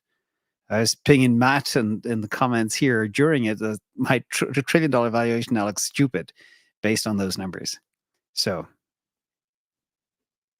Yeah, I mean, he talked about 100 gigawatt hours in 2025 and eventually terawatt hours worth of scale on the Megapack. So, yeah, what are the implications there, Matt? Yeah, so I was just going through because I didn't see your comments come through, so I'm actually kind of looking back up at those now. But yeah, I mean, this is something that they've been talking about for a long time. I mean, like terawatt hour scale. This is what they were talking about at Battery Day, and I think, given the fact that energy has like ho-hummed along for so long, we kind of lose track of the fact that was the original ambition, and the actual demand seems to be strengthening, if anything, to make those numbers look even more realistic. So, I mean, we're finally at the point now where the Lathrop ramping is starting to make itself felt in the financial deployments, going from which is a 40 gigawatt hour factory. So getting Shanghai up to 40 gigawatt hours, I mean, that has pretty wild implications. I mean, because if you're just getting to 10 gigawatt hours per quarter at these margins, that's roughly $1 billion of gross margin contribution per quarter. So if you've got two plants doing that same thing, then you're talking about $2 per quarter, or $2 billion per quarter. And then you're like at a oh gosh, what's the math on that? It's like $1.50-ish in earnings per share contribution, which should be up and running like by mid to late next year, let's say, kind of contributing those types of numbers. And then meanwhile, continuing to grow and ramp beyond that. And then if you think about how realistic is it to get to a terawatt hour, I think it's actually extremely realistic. I think you do need to assume that ASPs come down in order to kind of facilitate that level of growth, because these battery projects are not like absolute money printers across the board. I was actually just doing some modeling for an energy project very recently, and it's like we need more battery storage, but it's not like it's just an absolute money printer overnight. So I think the prices do need to come down, but still, I mean, talking about $2-ish of earnings per share contribution in the next couple of years is absolutely massive. When I think expectations for Tesla this year were something like $3.50 total. So, I mean, if you can do more than half that on the energy side alone, that's a really big deal. And I do think that the sky is pretty much the limit on that side of the business. I mean, it's entirely feasible to have, $10 in earnings per share in the not too distant future. And do you have a view on the, if we're bringing 60 gigawatt hours worth of capacity online in 2025, Do you think that part of that's in Fremont, part of that's in China? Is that all Shanghai? Is that Shanghai plus a third location? Yeah, what's your view on that? Well, so we know Shanghai's going to be 40, right? But I think we all kind of think that they're sandbagging that a little bit. The initial capacity of the vehicles was only 400,000 too, and they were well in excess of that with the actual production before they finally updated. They're like, oh yeah, by the way, it's going to be like 900,000 or whatever it was. Yeah.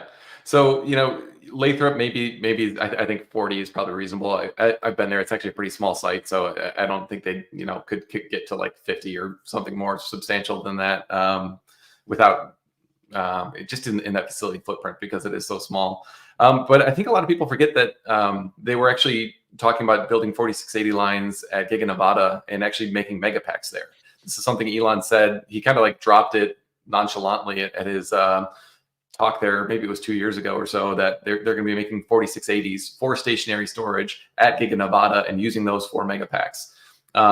So, wouldn't surprise me if we get, I think that was with the 100 gigawatt hour total expansion, but most of that going to auto at Giga Nevada. So maybe you get, 20 gigawatt hours or so going to stationary storage out of that kind of cell supply. So that, to me, that seems like a reasonable outcome. So maybe you've got, 40 in Lathrop, 10 or 20 in Giga Nevada, and then 50, 60, maybe even 80 in Shanghai. And, by 2026 or so, kind of getting to those levels. To me, that seems like a very reasonable kind of outcome. And they've already announced all those things. Yeah, and especially with the, kind of demand pocket for batteries in the, given the lack of growth in EVs that we're seeing, like there's kind of a glut of availability of batteries. So it seems like scaling storage rapidly while prices for batteries are this low makes a lot of sense. Yeah, definitely. I mean, we know the energy side of the business is definitely benefiting from, all the business is benefiting from the cell supply glut that we've seen. And it seems like that's leveling out a little bit from what I'm hearing, kind of listening to the lithium earnings calls and that sort of thing. But I think the overall trend is still for continued manufacturing improvements and ways to get the cost down, especially on the 4680 side. But I think the trend we'll see is that the delivered cost of Megapacks continues to come down a little bit. I mean, they already made massive strides. They were going from like $450 per kilowatt hour down to around $260, I think they are right now. Absolutely massive improvement in just like a couple of years. And so that's done, I think, a lot for increasing demand. And then also wanted to call out from earlier in the call, he said at least 2 million units per year of Cybercab. They're going to start ramping production of Cybercab to volume in 2026, not just beginning production in 2026. And they said ultimately potentially as much as 4 million units per year on the Cybercab. That's the first that I think we've heard actual numbers around that specific product. So it is, but I think I was also wondering how does that compare to their battery day where they were talking about 20 million vehicles by 2030? Because I thought at that point when they were talking about like a robo-taxi vehicle, I thought they were talking about, I don't know, 6 to 8 million units per year or something like that. I think the 20 million number has been scaled way back in everyone's mind. So maybe that's just a kind of pro rata reduction in kind of aspirations. But I think if they do achieve the numbers that they're talking about, to me, it would make sense that you'd go for more than 2 million. But I don't know. Maybe you don't try to promise too much right now. Maybe Elon's finally under promising, because I do think there'd be way more demand than just 2 million per year. Well, I think the smaller model with steering wheel and pedals will definitely also be a high volume product that will well exceed the. And that was another thing that he mentioned there before the Cybercab was only 20 to 30% vehicle delivery growth in 2025. So I guess what that puts us somewhere around 2.5 million produced roughly target in 2025. but that's probably exiting the year with a run rate of somewhere around that 3 million units on an annualized basis. Yeah, he did say a couple of things regarding Cybercab production up to 2 million units per year in 2026. This talks about like a very fast ramp. That was kind of interesting to me. He also said with the potential to reach 4 million units globally across multiple factories. Did you guys prize that apart? Yeah, well, and we'll have to see if we've heard Elon talk in the past about a Shanghai designed version and a Berlin designed version for the different regions. So is that factored into that vehicle, or are those vehicles different? That'll be an interesting thing to hear. But yeah, I noticed that. And the other thing that I heard him say was, roughly a half order of magnitude better cycle time for these vehicles than a traditional auto factory. So a traditional auto factory would be, somewhere around 60-second cycle time. I think that's pretty standard-ish. So if you divide that by 5, you get to 12 seconds. I think that Shanghai is currently somewhere in the range of just under 30 seconds to crank out a vehicle on an existing line. So that's still like 2.5 times better than Shanghai, which is already incredible. And that has huge implications for the size, the amount of CapEx that goes into building out a factory, and their ability to reach those higher scale delivery numbers off of relatively small lines.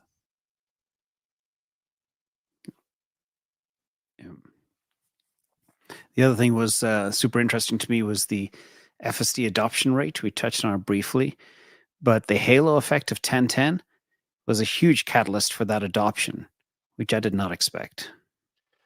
Yeah, I thought that was one of the most surprising comments in the whole call, actually. Because before the call, we were trying to kind of piece together the different bits. One of the things that I noted was they actually disclosed the deferred FSD revenue that was recognized on the call. I think it was around 350 million or so, which was a bit higher than I've been projecting. I think I was around 200 million of recognition of deferred. But then when you kind of count in the FSD on new sales plus the FSD subscriptions for the subscribers, that according to my estimates is like another 250 million ish or so. So they might be in the kind of $500 million, like $500 million of pure margin kind of FSD revenue right now. And if their take rate's actually increasing, and like, it's always seemed very logical to me that as the software improves, all else being equal, take rate should improve, right? Yeah, if you maintain cost, being the same. And we've actually done the opposite. We've actually been decreasing the cost and improving the functionality. So something's got to give it at some point. Yeah, so like it seems like it's never been quite material enough where they've started disclosing it. But I think if you're getting again to like this $500 million per quarter kind of rate, that starts to become really material. And it's the sort of thing that I think a lot of analysts aren't actually modeling this out separately. And I think it's extremely important to do so. And I've been kind of pounding the table on this for years, because let's just say that the next like version 13 is amazing and a bunch of people get the new trial, and you go from 1% of the fleet subscribing to 3% of the fleet subscribing. Like that's an absolutely massive kind of change overnight. And so I think of like the fleet as this like potential energy of all this earnings potential that could come there. And I think it will flip at some point. But I suspect we're kind of getting there, because if we're seeing results this good for Q3 and then the 1010 event, which was after these results went live, we're seeing like a pretty noticeable inflection point then that kind of implies Q4 numbers are going to be even better. Although offset a little bit by the fact that you're not going to have as much Cybertruck deferred FSD revenue recognition. And I did enjoy hearing that they're going to continue providing those free 1-month trials at points along the journey as they improve the functionality. So people who tried it before and they're like, I like it, it's good, but it's not quite there yet. You start to win over more and more of those people. And that's, one of the great things about FSD, which it does surprise me that the 1010 event actually made a significant difference because, Tesla has the ability to essentially sell this software package to every driver in every car via the screen. Like the distribution mechanism is built in, and yeah, this is something that is going to be extremely material over time. And if they have the ability to operate a Waymo-like fleet with a driver in the seat, but who's just a safety driver, it should be to the point where it's extremely useful to people at least some level. I mean, whether it's $50 a month subscriptions or 75 or 100, as the functionality continues to improve, you get to the point where lots more people think, yeah, that's actually totally worth it. And I know we've already said this, but I think it just like really bears like stopping. If this is actually safer than humans in Q2 of next year, what does that earnings call look like? I mean, what does the take rate for FSD look like in Q3? I mean, I do think that we're at this point where this like we're looking backwards at this linear progression of FSD as we've lived it, and it's been like very slow.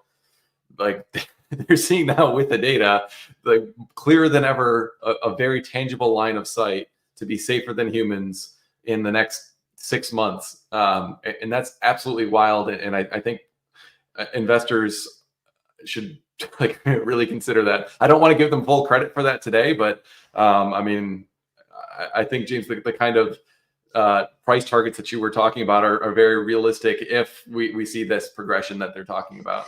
Yeah, and it's not just that; it's just the competition is recoiling.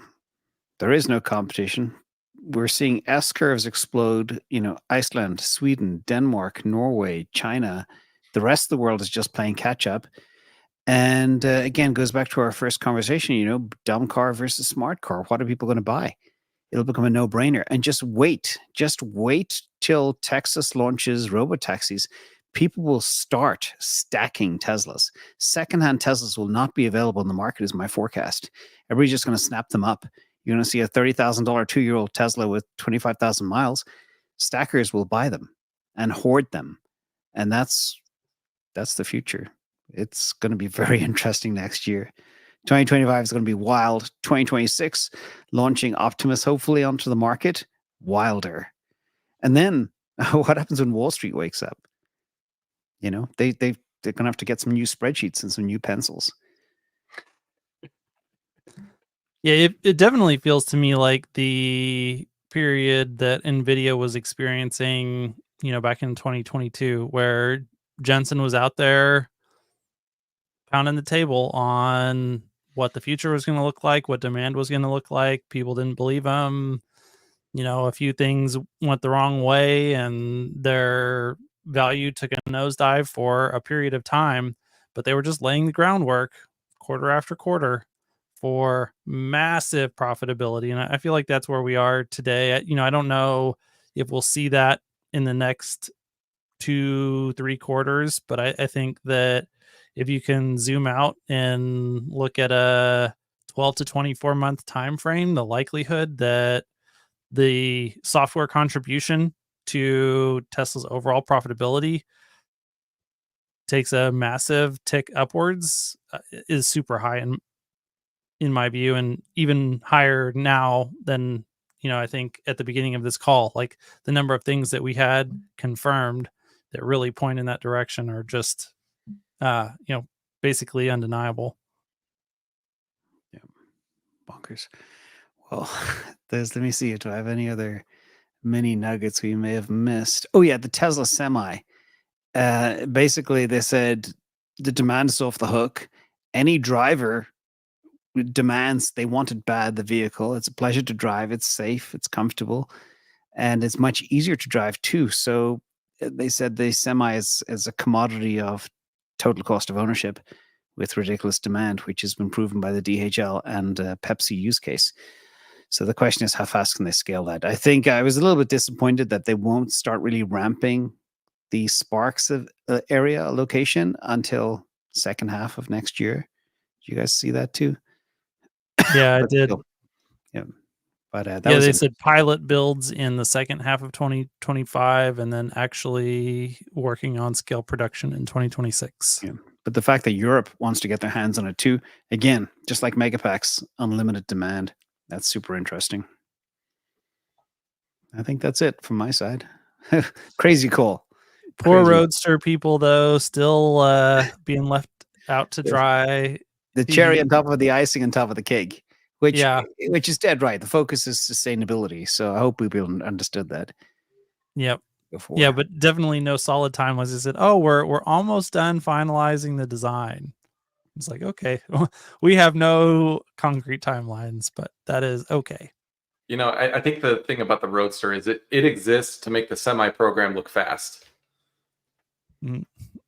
This is true. Yeah.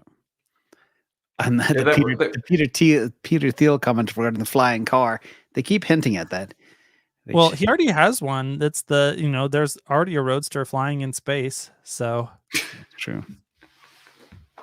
I guess orbiting technically, but yeah. You know, that first call too, where he was, or the first question where he was just talking about the fact that like all these are going to be robo taxis, and that's really the focus.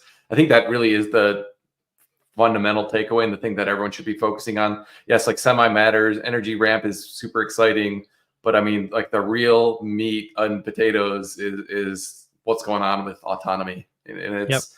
I really love the way that he framed it by comparing to like the data rate that Waymo has and that kind of feedback loop. It's something that we all know, being the nerds that we are, but I feel like you need to keep like pounding the table on that for Wall Street to get it. But I suspect they won't until we start actually getting to the point where like there's a consensus of everyone that like I just don't intervene anymore. and I don't think we're there. I don't think we're really even close to there yet, at least from a how many orders of magnitude do we need to get to? Maybe Emmett is in his hardware 4 Cybertruck in his particular location. But I mean, yeah, we're still seeing issues all the time on both hardware 4 and 3 vehicles right now.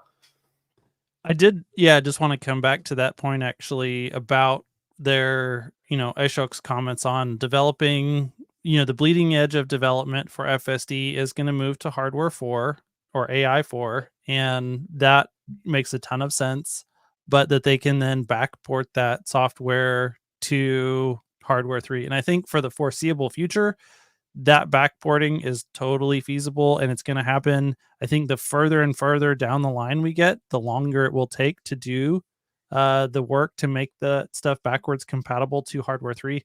But this is 100% in line with the expectations that I've had for what this would look like. And then, you can, if you think about how much CapEx is involved in doing that free upgrade to an FSD, like a hybrid, an AI 3 board with a AI 4 chip on it in millions of vehicles, like that's really expensive.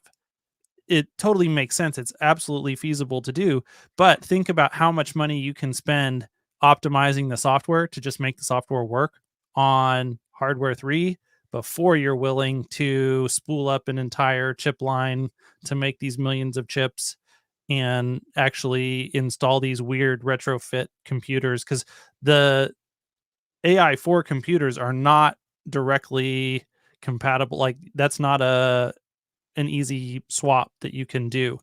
And so they're going to have to, if they have to upgrade those computers, that's a custom upgrade that they're going to have to design and produce at scale, and then, do these installs on. And so that's, a pretty significant amount of cost. And so that makes it like, if that's what you're looking at having to do, well, yeah, it makes sense to spend quite a bit of engineering effort to actually just make the software work on the existing hardware 3 platform, if that's possible. And Elon's right, it may not be possible, we don't know. I think my reading of the tea leaves is that that's more like it's probably a 60 to 70% chance that hardware 3 will still be able to achieve better than human safety rating. and that those hardware upgrades won't actually be necessary.